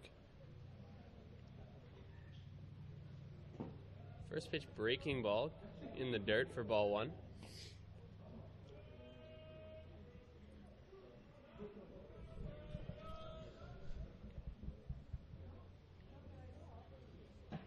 Second pitch inside for ball 2. 2-0 now the count with 1 out.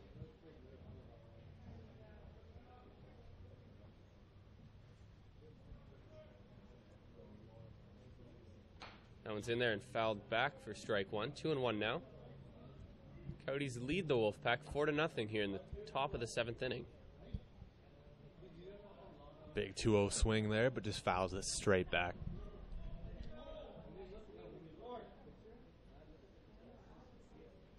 That's drilled, but fouled down the first base line. 2-2 now. Great job by Hodder to battle back. He was down 2-0 and back down 2-2, looking for a strikeout pitch right here.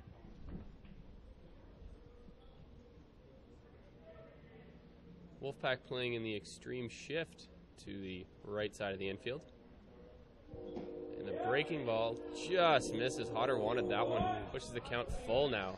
Anytime I see an umpire take one step back, you know he's thinking of punching that guy out for strike 3, but somehow in that sequence just decided he thought better of it. Calls it ball 3. That one's ripped into center field. Philman's not going to get there. That's going to bounce to the wall. Frew's rounding first, going to second. Philman gets it in, and Frew's going to stop in there at second with a stand-up double now. Yeah, that well-hit baseball is going to get some action going in the Wolfpack bullpen as Tyler Hodder is through 6 1/3. So after that double, that brings up the catcher, Jake Fisher. 1 for 3 on the afternoon with an RBI single back in the first.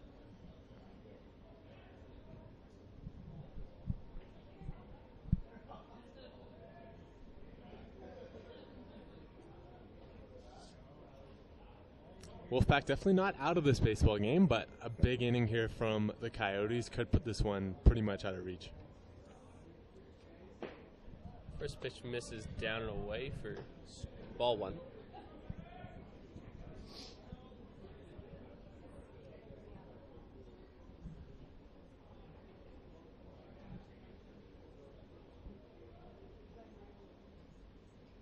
That is swung on and missed. 1-1 now with 1 out. James, as you mentioned, Wolfpack with action in the bullpen. Number 37, Joe Sinisalci, seems like is out there. How long do you think Hodder's got? Do you think Chadwick's going to let him pitch the rest of the inning if he can? Yeah, I think obviously the ideal thing would be able to get out of the inning, but I think the next hit is probably going to be the end of the line for Tyler Hodder. That breaking ball's in there now, 1-2. And more stuff like that's going to keep him in the ballgame. Jake Fisher not happy with that call.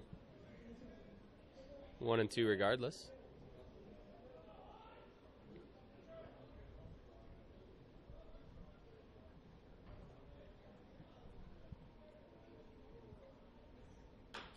It's just tipped foul. So we'll reset at 1-2 now.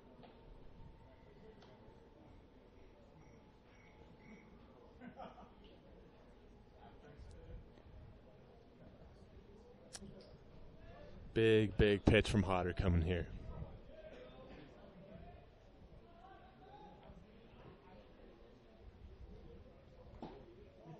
Just missed on the inside corner. 2-2 now the count. Another tough non-call for Hodder there. 2-2 count here to the catcher, Jake Fisher, as he stands in with a runner at second with 1 out.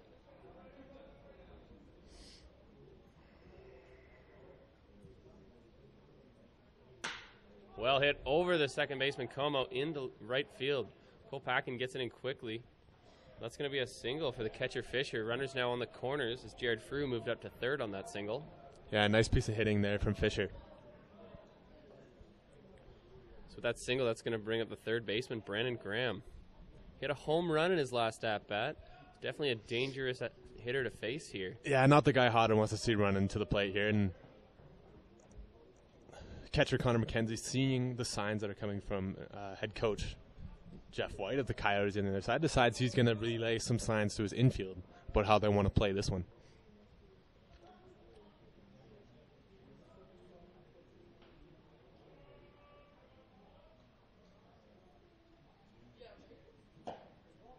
First pitch is outside for a ball, 1-0.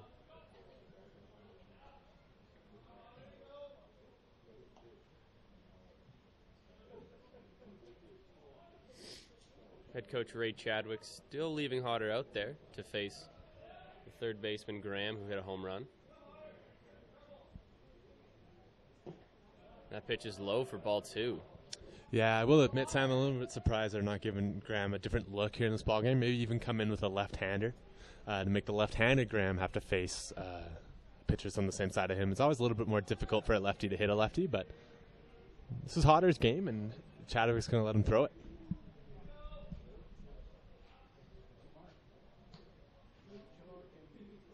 Swing and a miss by Graham. That's the first strike of the at-bat, 2-1 now. Graham a little bit too excited. He was a little bit too early there, but it's a good pitch by Hodder to get himself back into this at-bat.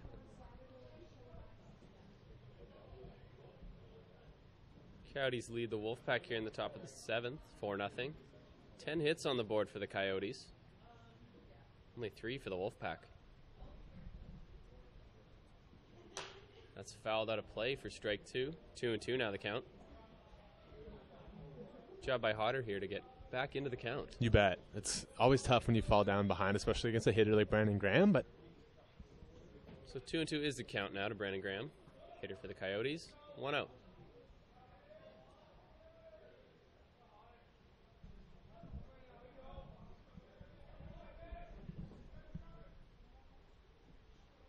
And foul tip.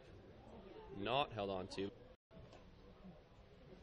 Almost thought McKenzie was able to hold on to that one for a minute, but it'll be a bit tough.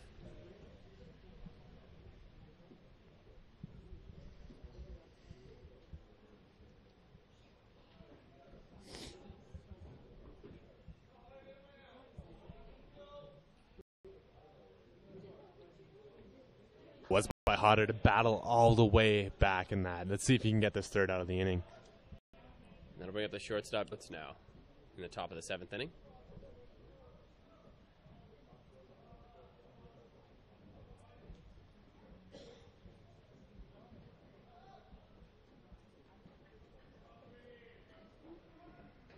Potter trying to finish off this 7th inning here. Kickoff move to first. Nothing happening. It's in there safely.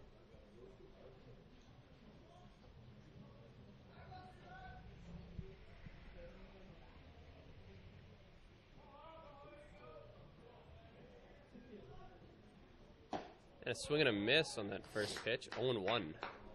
Really nice pitch there from Hodder, continuing to really pound the outside half with that fastball. That's where he's been most effective this evening. Jalaba steps out to take a look at the sign.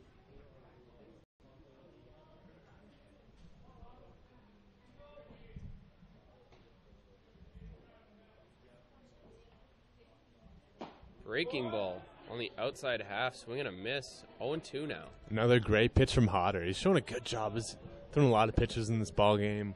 Cold, rainy day early in the season, and he's hanging in there. He's trying to grind this one out.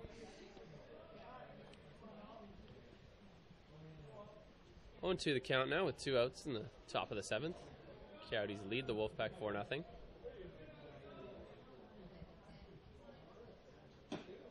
Strike 3 on the outside half. 3 strikes is the 3rd out of the 7th inning. It's Tyler Hodder strands runners on the corners in the top of the 7th. Coyotes still lead 4-0.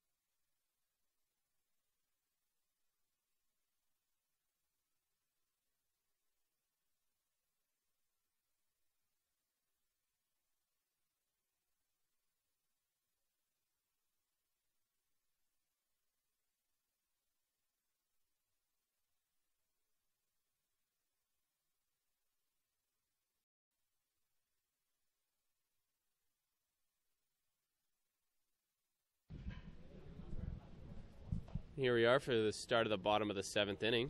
Chris Wisloblocki is out there for his 7th inning of work to face the...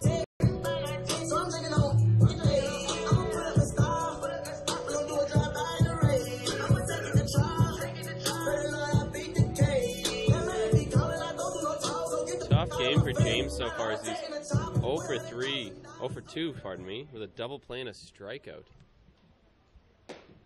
Takes that first pitch for a strike here to start off the bottom of the 7th. Yeah, he's not the only one in the Wolfpack lineup that's had a tough time offensively today. Breaking ball misses high. Ball 1-1.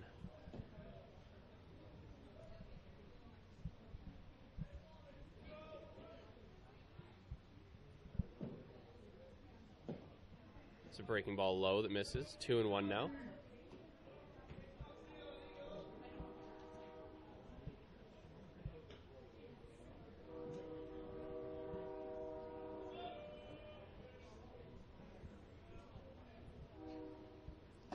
That's a big fastball in on the hands of James. 2-2 now. Yeah, nice swing by Malik there, but he just swings over top of it. Strike number 2. Wisloblocki continuing to work quick. That's in there for strike 3. Another strikeout. That's the first out of the bottom of the 7th. Yeah, Wisloblocki continues to just absolutely pound the zone, and it's been extremely effective today for the Coyotes. It's going to bring up the first baseman, Josh Schneider. 1 for 2 so far this afternoon.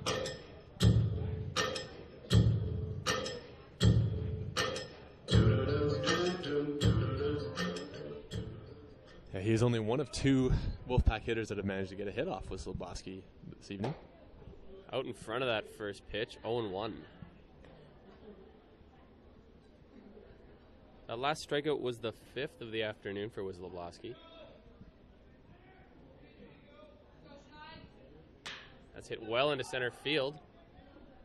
Tadasicek is running back, and he'll make the catch on that well-hit ball from Schneider's. 2 outs. Another nice play by Tadasicek, had that one on the way. Gets a good jump off the bat. He's able to haul it in. That'll bring up the right fielder, Cole Packen.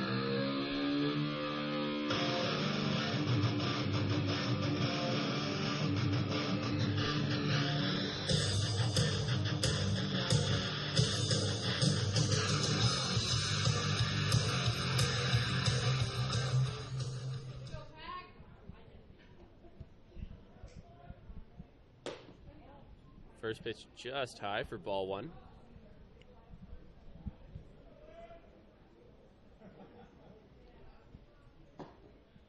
That one's in on the inside half for strike 1. 1-1 the count now with 2 outs.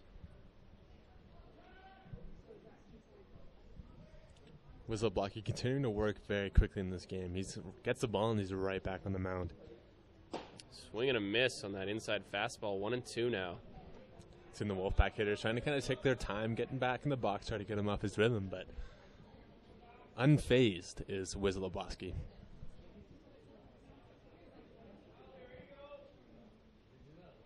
That's hard on the ground, but foul. We'll reset at 1-2.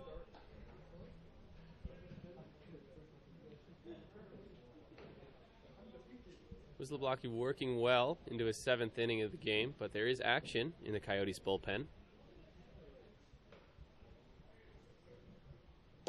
That pitch misses high, ball 2. 2-2 now.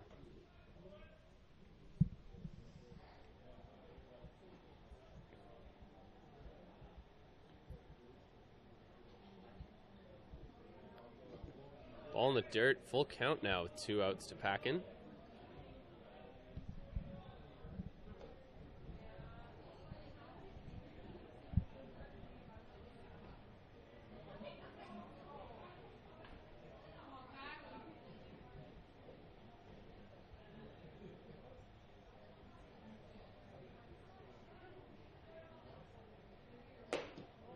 That is just high, but ball 4, so Packin with a 2-out walk. Yeah, close pitch, but really good at bat there by Packin. Just to take what the pitcher's giving him and not try to do too much. Take that 2-out walk. So following the 2-out walk, that'll bring up the catcher, Connor McKenzie.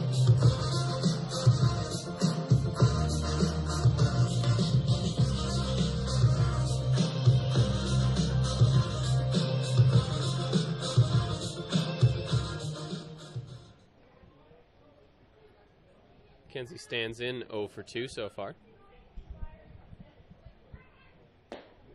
That first pitch is low and outside for ball 1.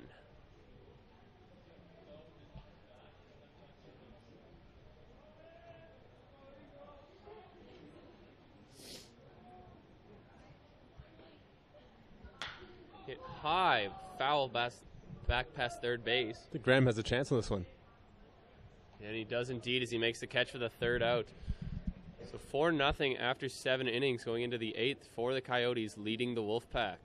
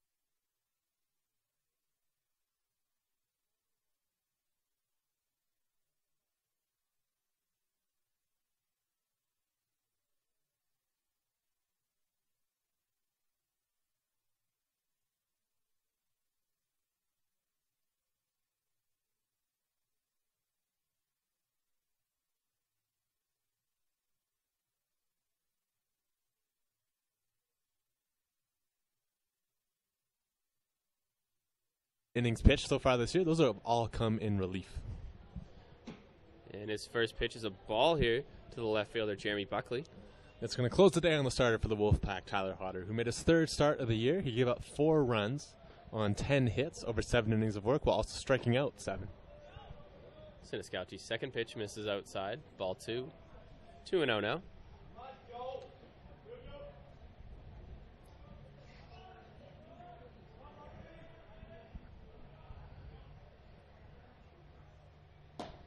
Third pitch misses outside, 3-0 now. Yeah, Siniscalchi hasn't been able to find it so far, entering this ball game off the bench.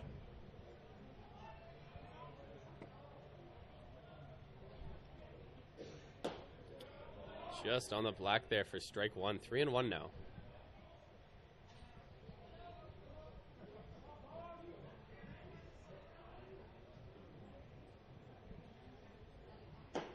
That one also on the outside half for strike 2, now full count. I think we're going to see predominantly fastballs from Sinikalski. If he's coming into this ball game throwing 3 balls right away, he's going to try to use that fastball to get his command back. And that one misses outside for ball 4. So the first batter that Siniskowski faces in this game, he walks. It's going to bring up the designated hitter, Dylan Faulkner.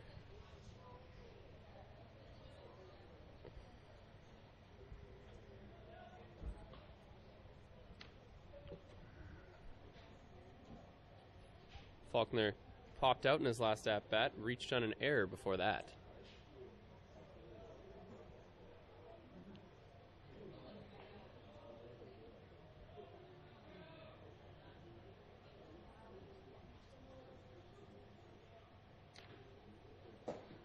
First pitch is a strike on the inside half, 0-1.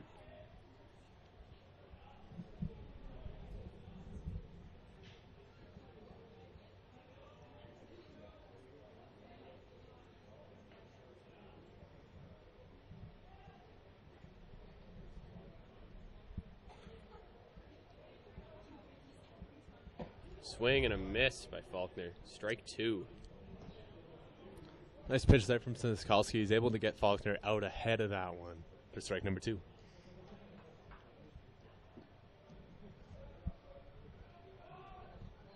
Coyotes lead here in the top of the 8th, 4-0.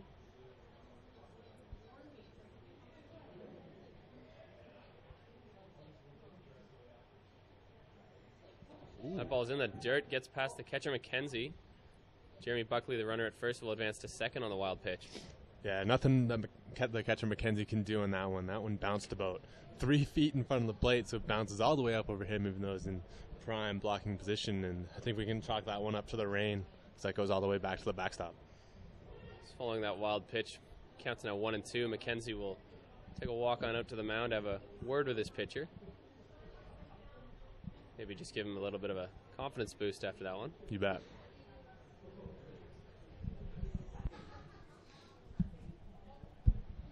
And so as McKenzie gets settled back behind the plate again, 1-2 is the count.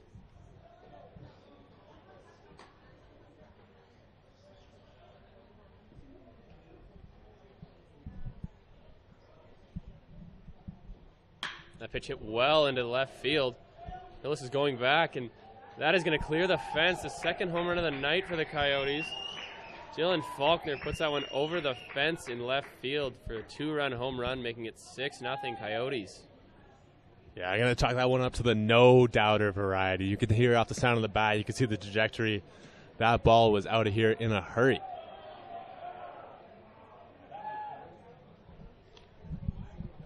So Dylan Faulkner with the 2-run shot now makes it 6-0 Coyotes here in the top of the 8th inning, still with none out. It brings up the right fielder, Trevor Mlay.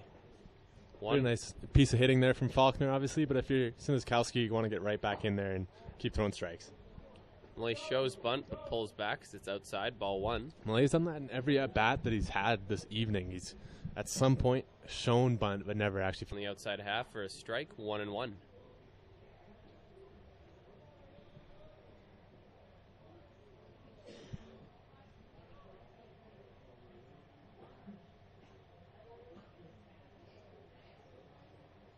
Shows bunt again, but pulls back 2-1 as that one was in the dirt.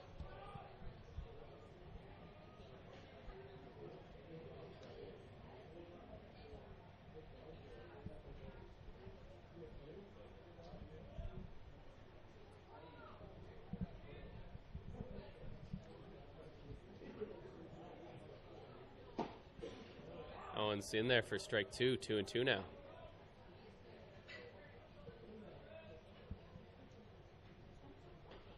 Mlay, the number 9 hitter, 2 hits in the game so far. His 4th at-bat of the afternoon. Swings and a miss at that pitch outside, but that's strike 3 for the first out of the inning.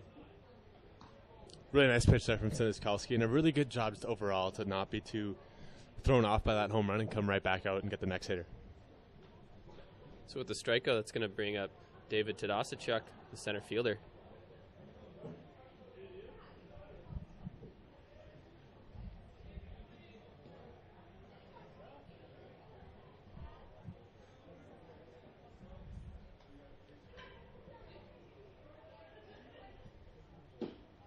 First pitch misses low. Oh. First pitch does miss low for ball one.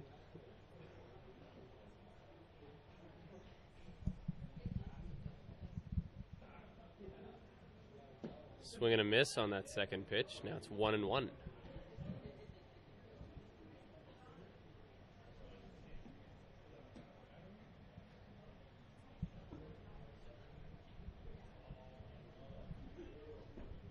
Tadasachuk with one hit in the afternoon.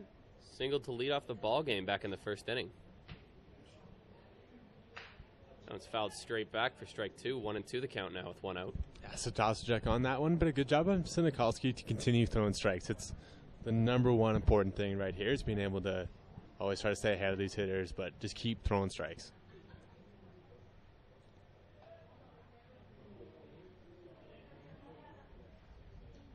That one in the dirt, well in front of the plate.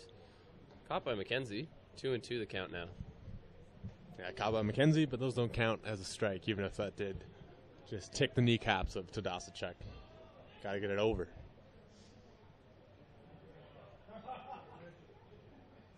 That one's high and outside for ball three. The count's now full to Tadasachuk with one out.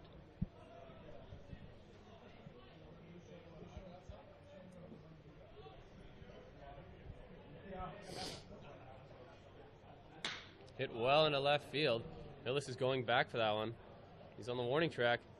And that was going to drop up against the fence. Tadasachuk going to second. He's going to round second but stay there with a double. So on 3-2, Davis Tadasachuk hits a stand-up double with one out. Yeah, a lot of hitters will try to shorten up with two strikes, but even when they do take that approach, they're still able to stay right on the baseball and get a lot of barrel on it, be able to get extra base hits like Tadasachuk did there. Following the one-out double, it's going to bring up the second baseman now, Noah Wood-Juvier. Julave.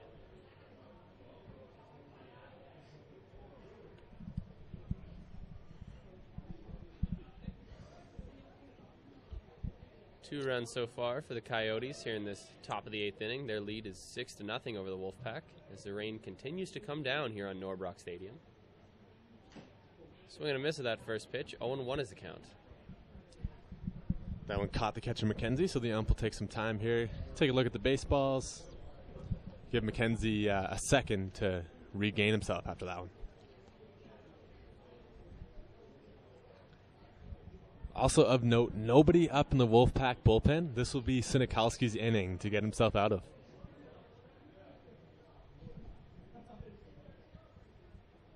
Oh, and 1 the count here. One out. Runner on second following the double.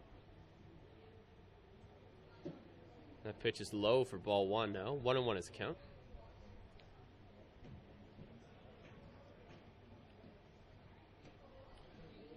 One out here in the top of the eighth. First baseman Jared Frew is on deck for the Coyotes. He hit a double in his last at-bat.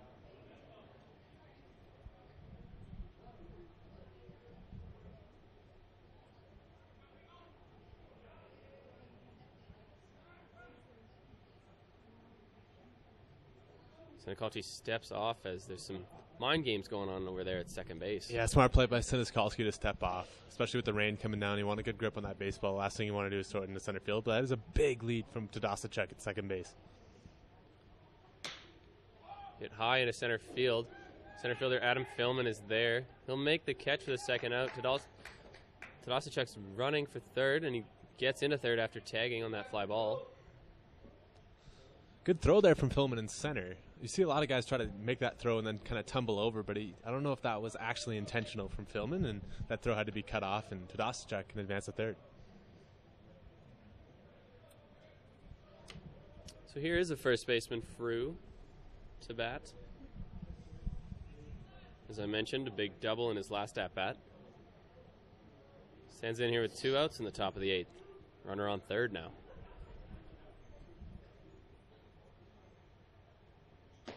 First pitch outside, ball one.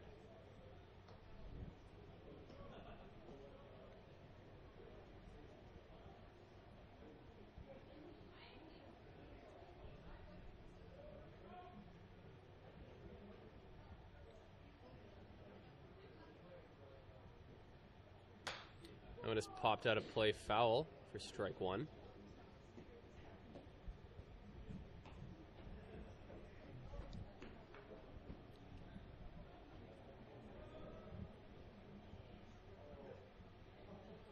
Goes to this. Go ahead, Jane. For the Coyotes in this inning. That's also fouled out of play for strike 2. 1-2 the count now with 2 outs in the top of the 8th. Jared Frew, the first baseman, at bat.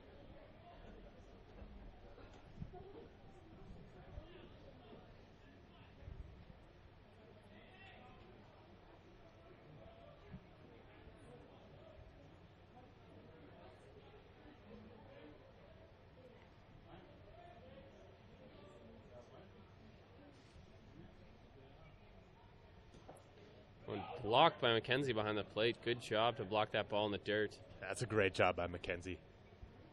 Catchers are always going to be the hardest working guys in your team, and it's always impressive when they're able to go in there and sacrifice the body for a run for the ball club.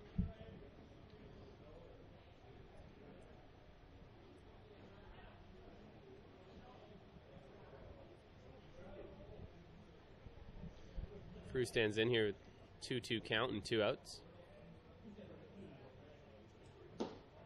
That is just low, says the umpire. 3-2 the count now. Yeah, a few groans around the stadium there looking for strike number 3. I can't say I blame him. He has been given this pitch today, but that one he calls as a ball.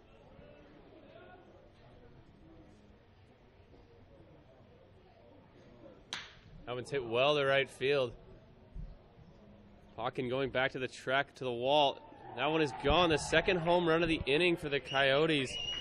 Jared Frew, a 2-run shot, now makes it 8-0. That's a great swing by Jared Frew. Stays in there 3-2. Another no-doubt home run for the Coyotes. As soon as that one left his bat, you could see that that was going to go over the right field fence. Just a light jog from the right fielder there for the Wolfpack, and it's 8-0 Coyotes. So following the second home run of the inning, it's going to bring up the catcher, Jake Fisher. Fisher's 2 for 4 so far with 2 singles.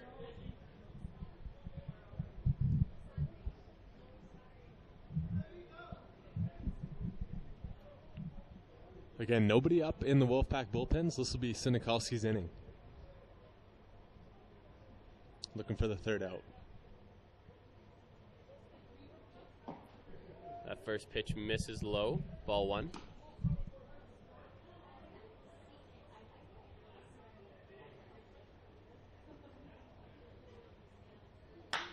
Hit hard on the ground to the third base side, but that's foul. 1-1 now.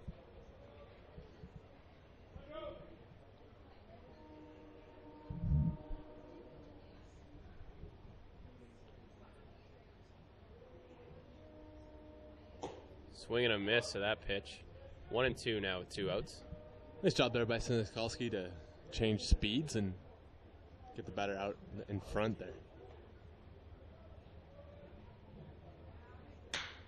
It's hit well into center field. Philman going back. Looks like he'll get under that, and he will make the catch for the third out of the inning, but not before the Coyotes put 4 on the board here in the top of the 8th. 2 2-run home runs in this inning. 8-0 Coyotes, leading the Wolfpack going to the bottom of the 8th.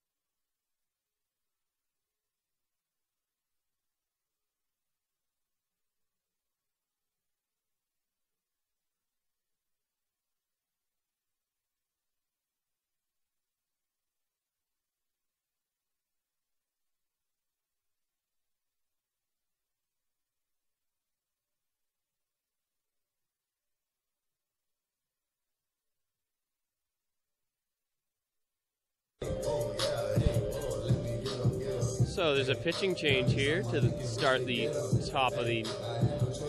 bottom of the 8th inning here for the Coyotes. Chris Wisloblocki out after 7 shutout innings, replaced by Wyatt Hummel. Yeah, Wyatt Hummel primarily coming out of the bullpen for the Wolfpack, but he has been lights out coming out of the bullpen. He's thrown 3 innings for the Wolfpack, hasn't surrendered an earned run. So we'll see if this continues. And like Sam said, it's going to close the book on Chris Wisloblocki today, and he was absolutely dynamite. So he threw 7 shutout innings. He only gave up 6 base runners throughout the game and struck out 6 as well. So a great performance by Wisloblocki, who's only given up 1 earned run in his 3 starts this year.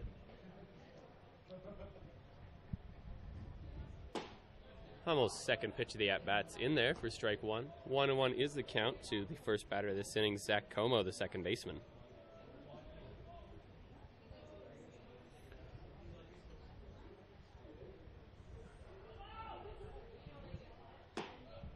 That pitch paints the corner from Hummel. 1-2 now. Yeah, nice pitch there from Hummel.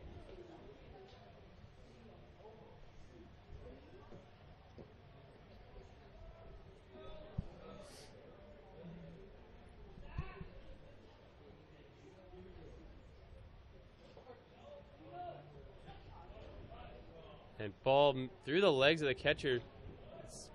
They say Como went around, so it's a strikeout and a putout at first. Yeah, a little bit of a delayed call. Both Como and the catcher, Jake Fisher, didn't think he went around, but first base ump decided they did, and both Como, Fisher took off at the same time. Fisher was able to get the ball back to first. Following the strikeout, that'll bring up the left fielder, Josh Hillis. 0 for 3 so far.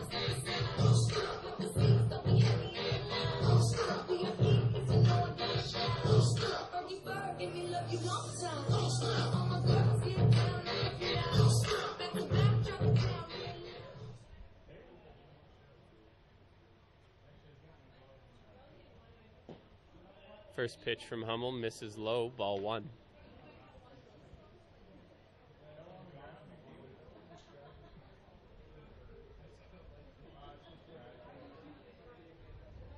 That pitch is grounded to third. Picked by the third baseman, thrown over to first, and it'll be in time for the second out of the inning. 2 quick outs here from Wyatt Hummel out of the bullpen. Yeah, considering the work we've seen so far this year from Hummel. Following that ground out, that'll bring up the shortstop, Liam Riella. 0 for 3 with 3 flyouts.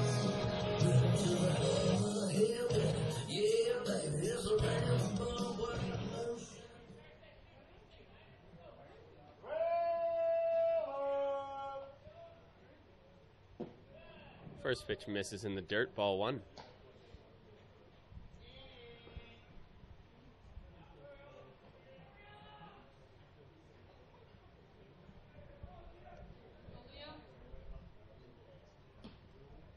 Second pitch outside for ball 2. 2-0 now.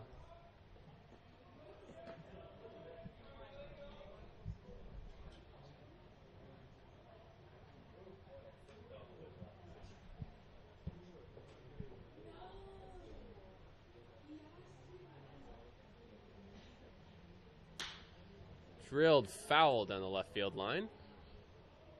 Counts now 2-1.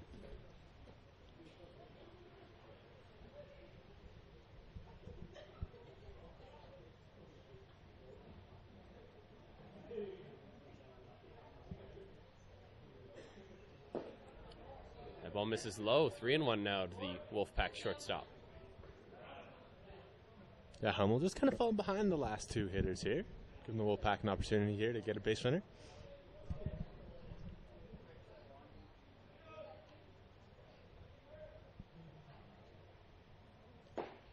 That pitch is in there for strike 2. Full count now with 2 outs to Riella.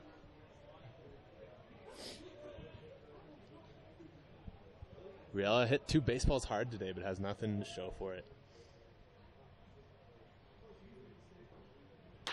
Hard hit into center field, and there's the first hit for the shortstop today. Gets on first with 2 outs, bringing up center fielder Adam Philman. Yeah, nice to see Riella have that base hit back up the middle. It definitely didn't deserve an 0-for on the day, and now he's 1 for 3.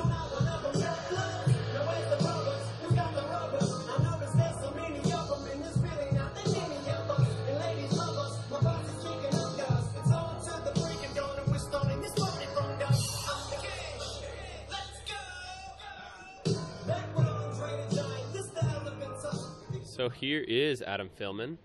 Rare success from this Wolfpack lineup here as Philman is 2 for 3 with 2 singles so far. That pitch misses high and inside, ball 1.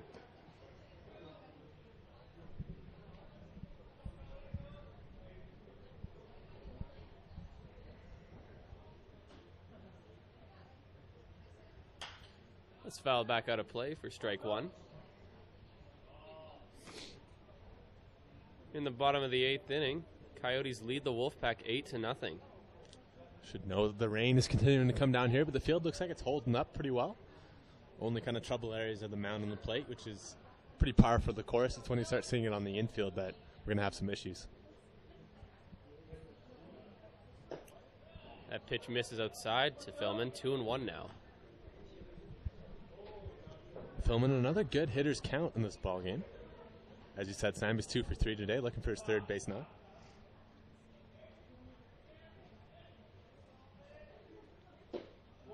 That pitch misses outside, 3-1 now to the center fielder.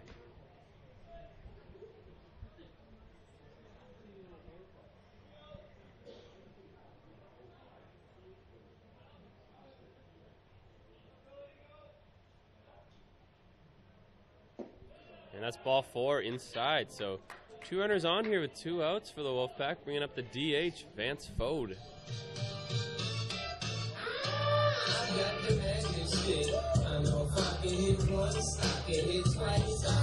Catcher Jake Fisher and first baseman Jared TRU coming to the mound to have a little chat with Wyatt Hummel, just to try to settle him down. He got the first 2 outs this inning, but has now run into a little bit of problems with 2 out with this Wolfpack lineup. And now you got the DH Vance Fode coming in, who's going to do for a big hit.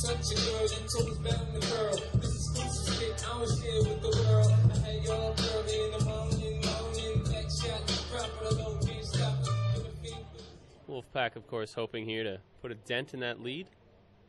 The opportunity here for Fode.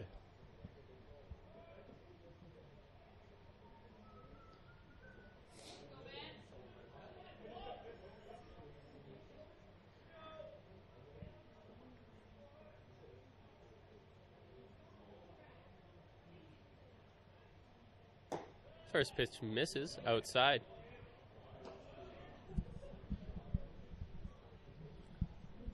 Hummel again, as we've seen over these last 4 hitters falling behind with that first pitch. Always makes your life a little bit more difficult on the mound when you're falling behind.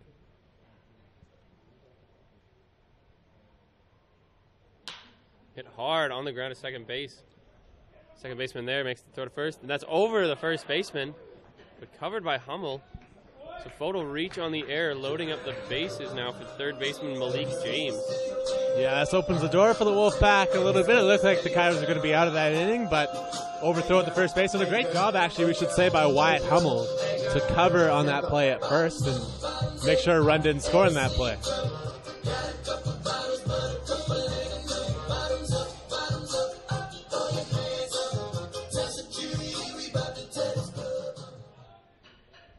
So here is Malik James, stands in 0 for 3 with 2 outs here in the bottom of the 8th. Bases loaded for him. Hit hard to shortstop into the outfield. That's going to score 1 run. Philman's rounding third, going home. Bobbled in the outfield by Tadasachuk. Philman will score. That makes the lead now 8-2 for the Coyotes. Nice piece of hitting there by Malik James, who just hops on that first pitch and singles it into center field. And there's 2 runs for the Wolfpack, who bumped the shutout and could keep this rally going here.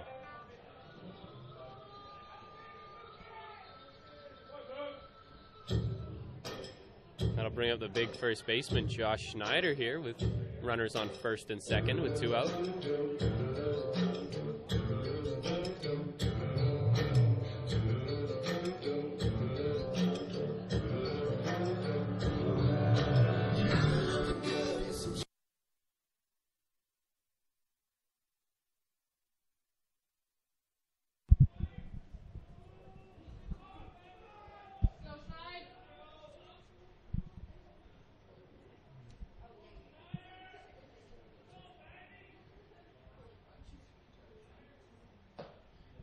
First pitch to Snyder on the outside half of the plate. 0-1 the count with 2 outs.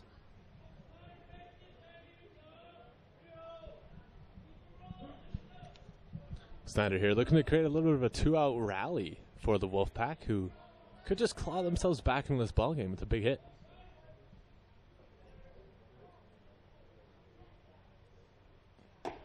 Second pitch to Schneider, misses outside, evens up the count at 1-1.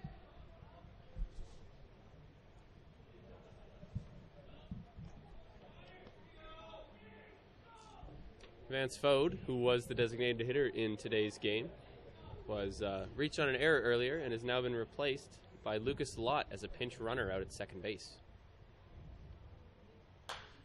It's fouled back out of play by Schneider. Makes count 1-2.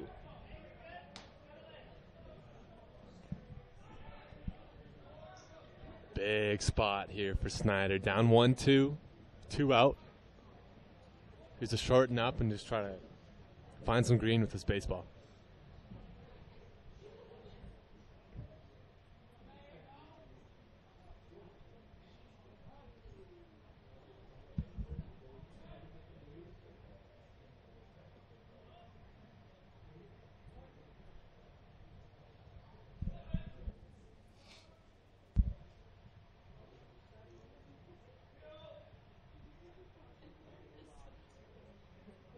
And Hummel just steps off and looks back the pinch runner Lott at second. The pinch runner, Lucas Lott, doing exactly what he's supposed to do.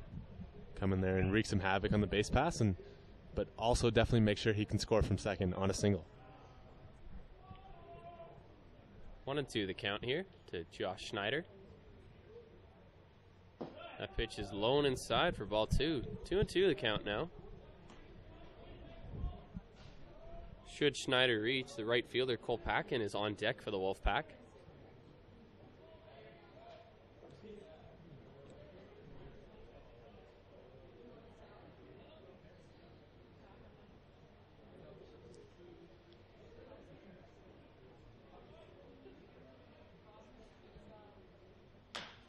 Ground ball to the first base side, but that is foul. We'll reset at 2-2. Good job by Snyder to keep this at bat alive. That's exactly what you got to do with 2 strikes, is foul off some difficult pitches and give yourself an opportunity for a pitch that you can still hit.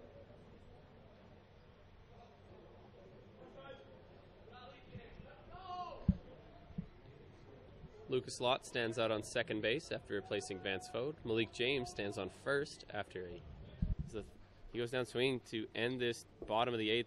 Wolfpack do put 2 runs on the board after Malik James' single, but the Coyotes still lead 8-2 going into the 9th.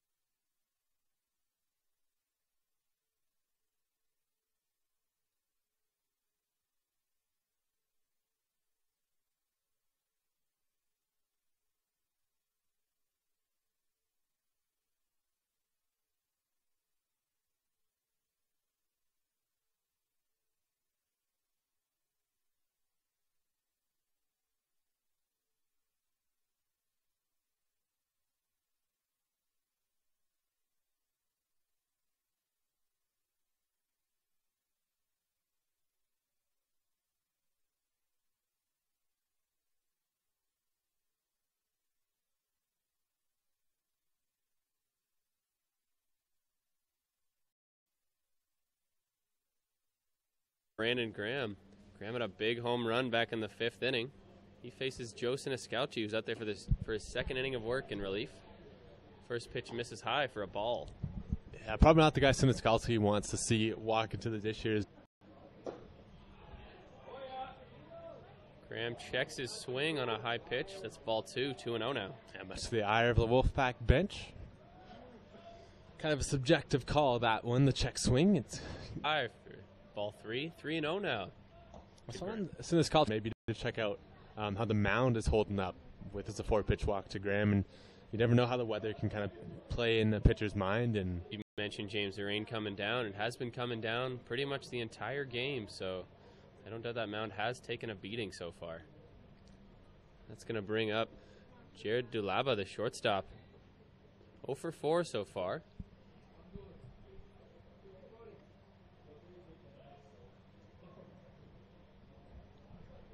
Dulaba calls time.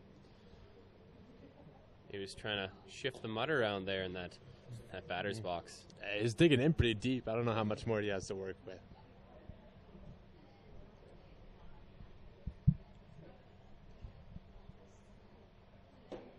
Swings of the first pitch for strike 1. Didn't look like he wanted to go around on that.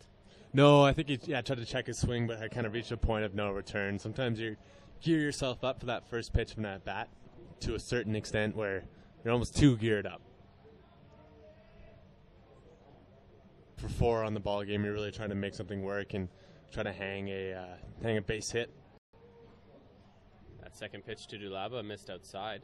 Ball 1. 1-1 the count now.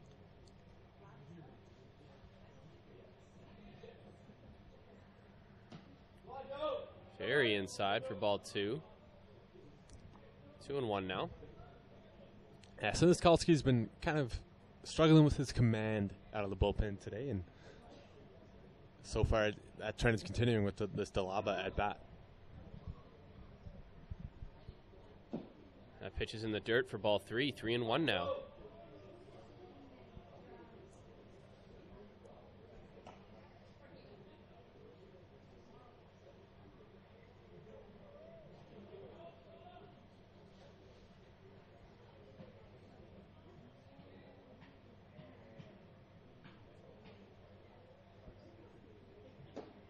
That pitch misses high for ball 4. That's the second walk so far in the top of the 9th here. Back-to-back walks by Siniskalchi. Puts runners on first and second. Again, no action in the Wolfpack bullpen, so this will be Siniskalchi's game, probably just to close out here in the top of the 9th. And I agree with this move from Ray Chadwick. Being down 6 runs, cold, rainy night, you don't really know if you want to get a guy loose. And again, this is the first half of a doubleheader, so you need to keep your bullpen arms fresh for game 2. So following the second walk, that'll bring up the left fielder, Jeremy Buckley. First pitch in there for a strike. Yeah, that pitch might have been a little bit low, but in an 8-2 ball game on a cold April day such as this, the strike zone tends to expand a little bit in the 9th inning. That one misses outside. Ball 1. 1-1 now.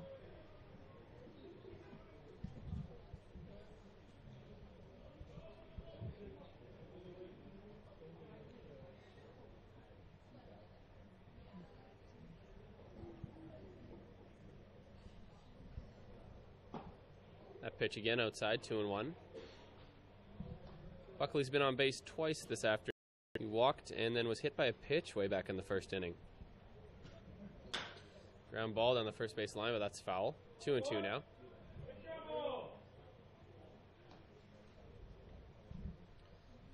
Top of the 9th here, none out.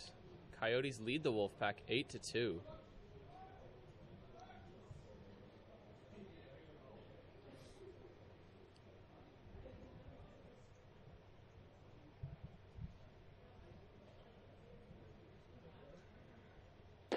That one's high for ball 3. Full count now to Buckley.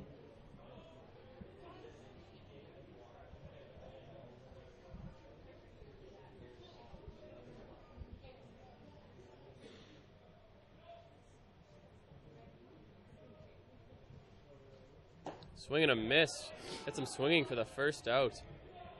It's a big pitch from Siniskalski there. You want to be able to get that first out of an inning. Sometimes it's a tough one and it comes a little bit longer than you want, but good on him to bear down and get that first strikeout. It's going to bring up Dylan Faulkner, the DH. If you recall, in his last at-bat, he hit a 2-run home run. The first 2-run home run of the 8th inning.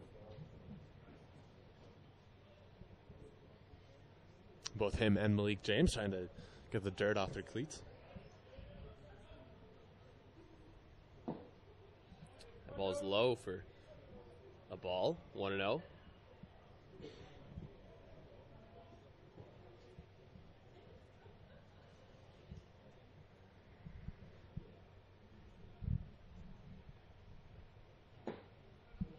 That one's in there. Strike one. 1-1 now.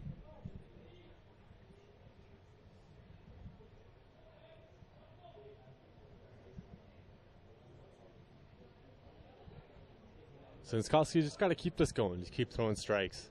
Try to pound the zone and let your defense make some plays for you. Ground ball to the shortstop. Riella has the ball, but he'll choose to eat it instead of make a throw. Yeah, I think that's a smart play there. Got a good jump, and you can see actually there Faulkner as he gets to the base, trying to shake out all those bees in his hands as that ball comes off the end of his bat for that ground ball. And on a cold day like today, that does not feel good. So bases loaded now with one out to the right fielder, Trevor Mlay. 2 hits in the game for him so far.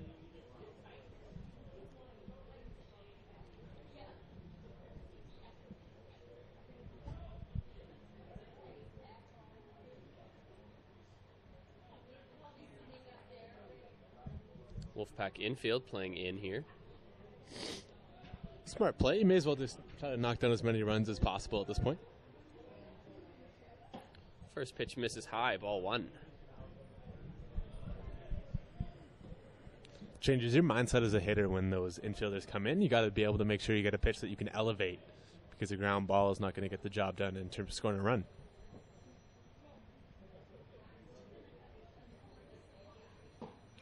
That pitch is on the outside half for a strike. Evens up the count at 1-1.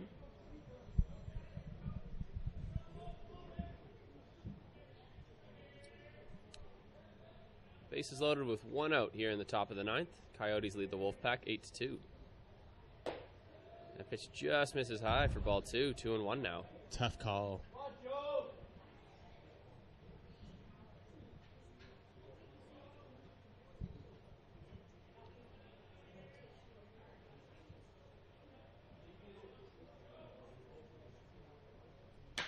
Well hit into right field. Cole Packin's going back. He will not get there. That'll drop in between him and Adam Philman. Philman gets the ball in. One run will score. Lay overshoots second base, but will be safe on the tag. One run does score on the double there, so making it 9-2 for the Coyotes. Yeah, with just 1 out, that ball hangs up long enough that none of the base runners are able to tag up on that play. They all had to kind of go halfway and couldn't get a big jump on that, so that means everybody's only able to advance 90 feet. That's just 1 run for the Wolfpack.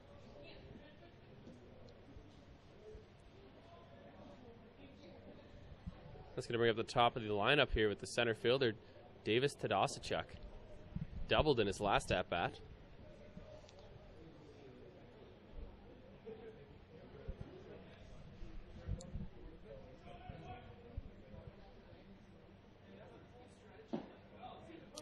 That first pitch misses low.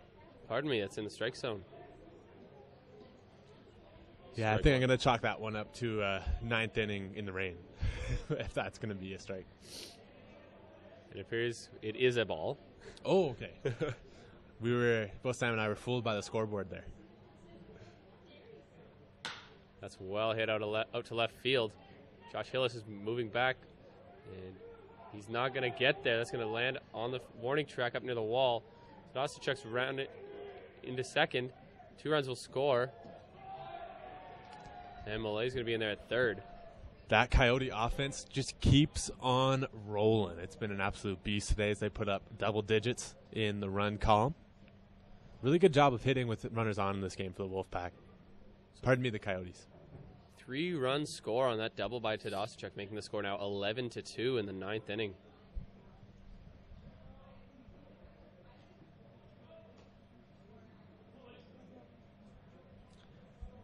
Going to kind of sound like a broken record here, but I'm going to continue to say that the most important thing for this culture here is just to keep throwing strikes.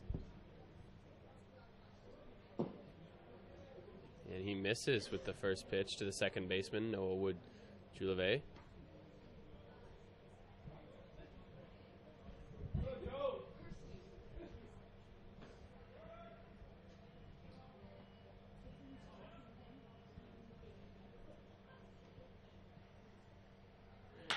Well hit into center field. That's going to get down for a single. 1 run's going to score. Tadasic's rounding third, and he will score as well. 2 more runs score for the Coyotes here in the top of the 9th. Another nice piece of hitting there by the Coyotes. Not trying to do too much. Just poke a nice little hit in the center field, and that's going to bring you in 2 RBI.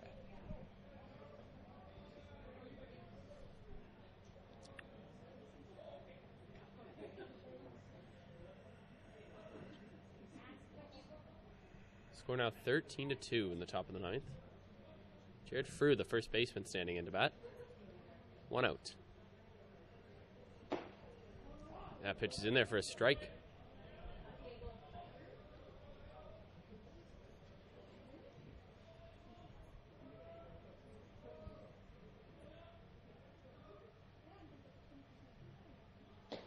Inside for a ball. 1-1 now to the first baseman.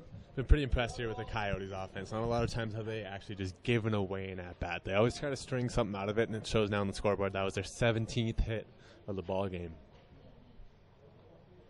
17th hit of the ball game and 4th of this inning. As that pitch misses outside for ball 2.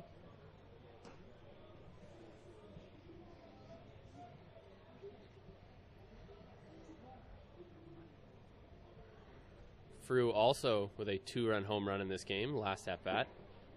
And no doubter out to right field. Yeah, he got all of that one. Counts now 3-1 to the first baseman. I'm always impressed when guys can put such a good swing on the ball on a cold night like this. I'm always a cold-blooded guy, and I do not play very well in these games. That's popped foul, out of play. Full count now with 1 out.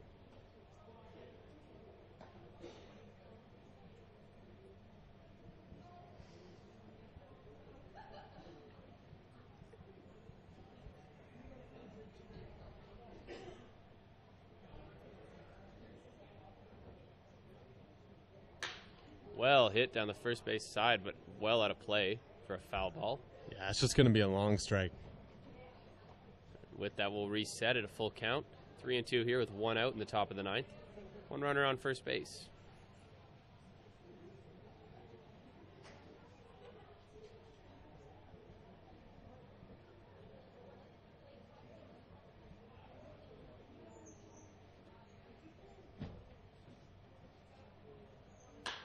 That's popped up down the third base side of the infield. Malik James running to get there, and he'll make the catch for the 2nd out of the inning. Yeah, nice little basket catch there from Malik James. He had a long way to go, and that's a tough one when your head is kind of spinning around. And unfortunately, that ball came in the infield with nobody aware of it. Sails over the head of Siniskalski, and Frew is going to walk over to second base.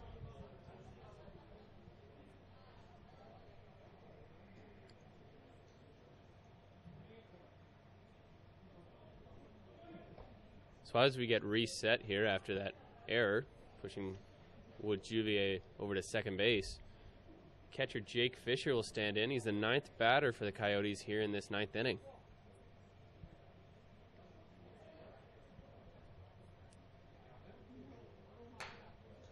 First pitch is fouled back.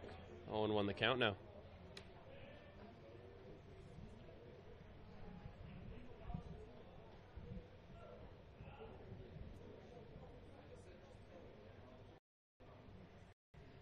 Pitch is in the dirt, ball 1. It's time just to get right. Coyotes head coach in his usual stoic stance, that ball. That pitch is just inside, evening up the count at 2-2 with 2 outs. Siniskalski again, kind of struggling with command in this outing.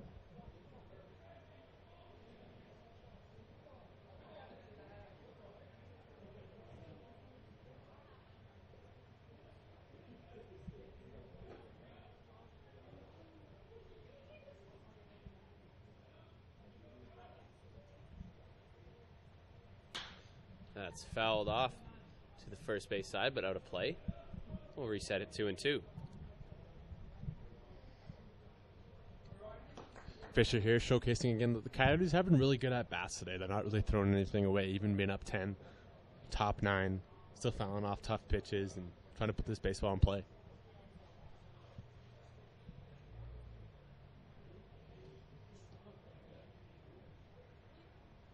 Swing and a miss. That's the third out of the ninth inning, but the Coyotes do get 4 runs this inning. They're up big 12-2 going to the bottom of the ninth.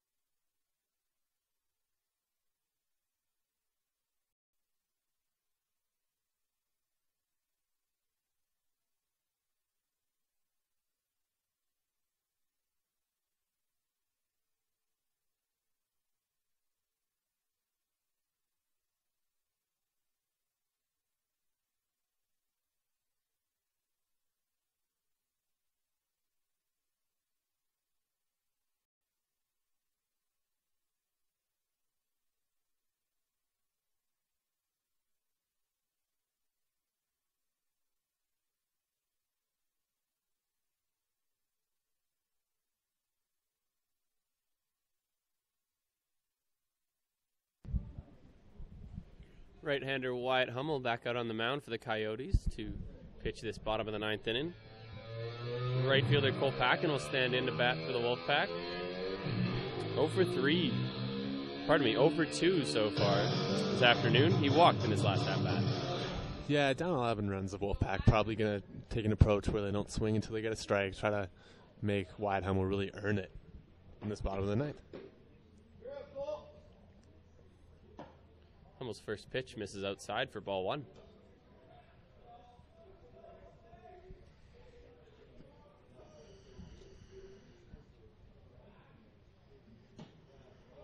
Second pitch on the black, 1-1.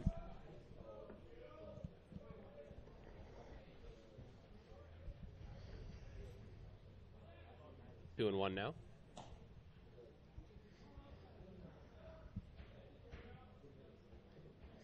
Like you said, Packin just waiting until he gets his pitch. Yeah, you bet. That's all you can really do in this situation. For the first out of the bottom of the ninth.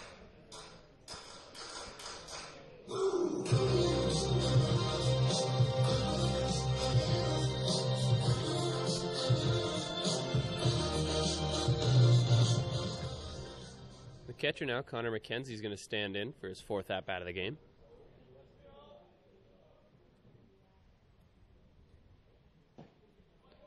First pitch is in there for a strike.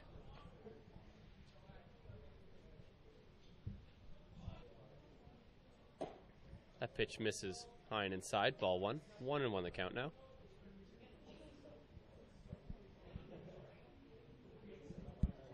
One out here in the bottom of the ninth. Wolfpack trail the Coyotes 12-2. Just low there for a ball. 2-1 now. Yeah, tough call on Hummel there. I think I caught the corner, but the umpire disagreed.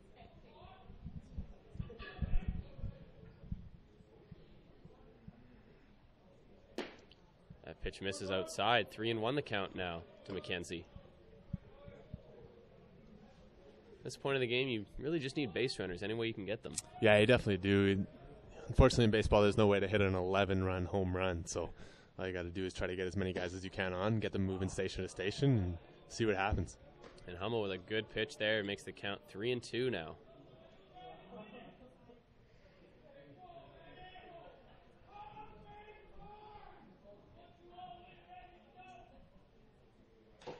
That's fouled off the mask of the catcher, Fisher. We'll reset at 3-2. That one's got to feel even worse after you've caught about 110 pitches.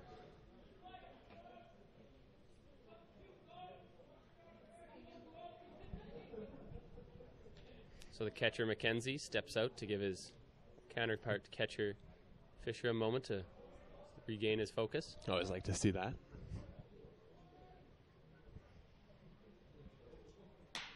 And that one's hit softly into center field, but that's going to drop for a hit. Connor McKenzie gets on base for the little bloop single here with 1 out in the bottom of the 9th. Yeah, a little Texas leader keeps the Wolfpack alive in this ball game. There they have their first base runner at the bottom of the 9th.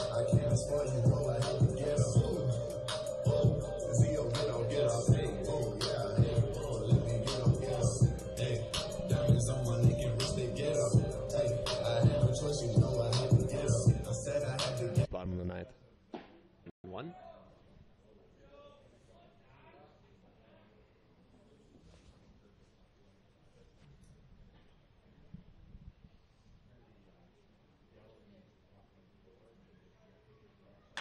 Como hits that one deep to left. That's going to be foul. Yeah, that ball definitely cleared the fence, but unfortunately it was on the wrong side of the foul pole. But good piece of hitting there from Como. Keep his hands inside that baseball and get a lot of barrel on it. 1-2 the count now after that long foul ball.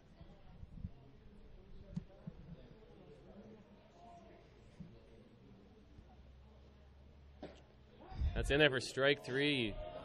Como doesn't like the call, but he's called out on strikes looking for the second out of the bottom of the 9th. Really nice breaking ball there from Wyatt Hummel. Started right at Zach Como, froze him, and according to the umpire behind the plate, it was a little bit 50-50, but that came back over the front half of the plate.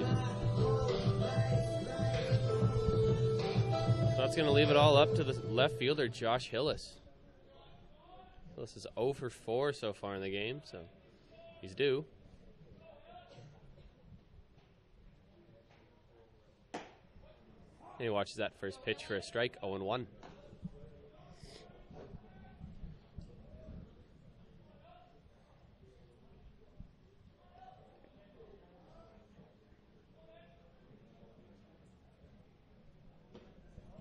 Hummel with the breaking ball close, but called the ball 1-1.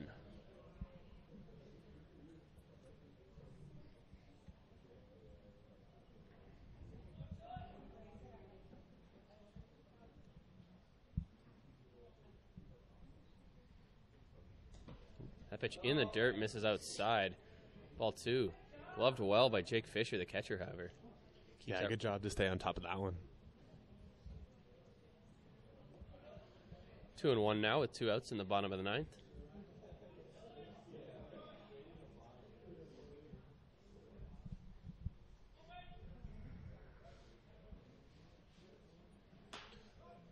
Fouled back out of play by Hillis. 2-2 the count now with 2 outs.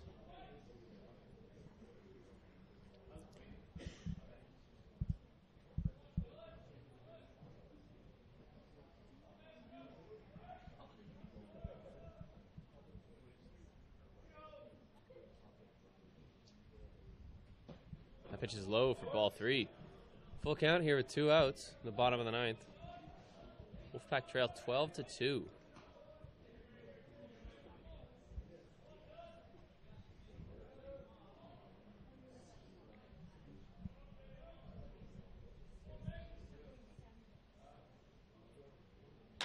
Hit on the ground, a third. Brandon Graham bobbles it. And Hillis is going to reach safely on an error. Yeah, tough bounce on Brandon Graham there, but it will go down as an error.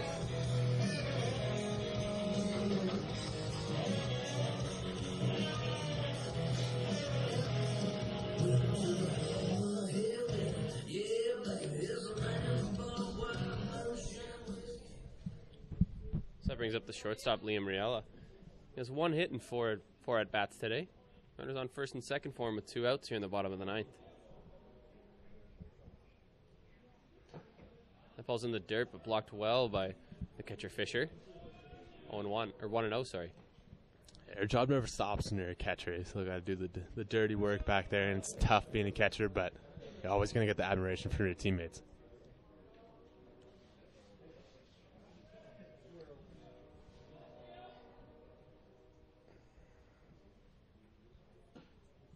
Another ball low. 2-0 now the count.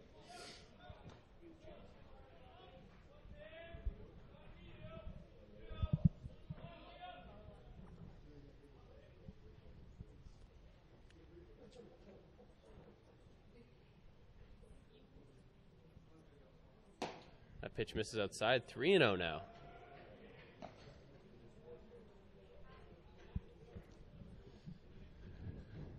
Tough for Wyatt Hummel. He might be drawing some dirty looks from his infielders there with a 3-0 count and an 11-run lead.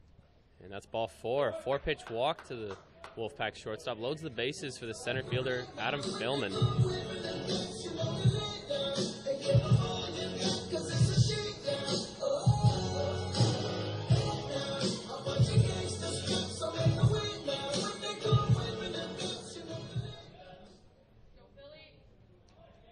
There's life in the Wolfpack just yet. Philman stands in 2 for 3 with 2 singles and a walk in his last at-bat. That first pitch misses for a ball.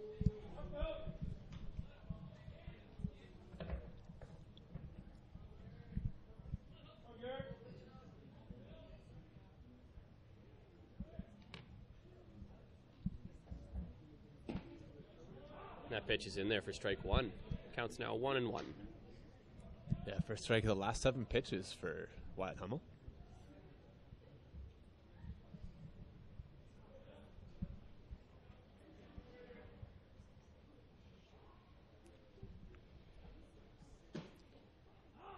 That pitch in there. Philman not happy with the call, but it's strike nonetheless. 1-2 now. 2 outs and the bases loaded.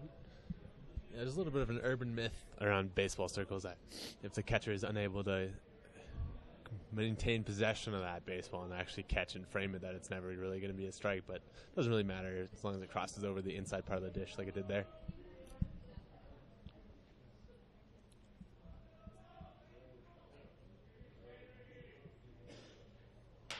That was jammed over to second base. Second baseman's there. He makes the play, throws to first, and that is the 3rd out of the bottom of the 9th. Wolfpack load up the bases but don't do anything, and they fall in this first game of the doubleheader. Big 12-2 to the Coyotes. Really good game from the Coyotes kind of all around. Really led by their starter, Chris Wisloblosky today, who just had an absolutely sparkling performance on the mound. Good job by Wyatt Hummel. And then at the dish, they were able to put in 3 home runs and put up 13 runs against the Wolfpack, who are going to be happy about the opportunity to get right back at the Coyotes in the second half of the doubleheader. And join us for that second half of the doubleheader happening in roughly 30 minutes as the Coyotes will play the Wolfpack again. We'll be back in about 30 minutes.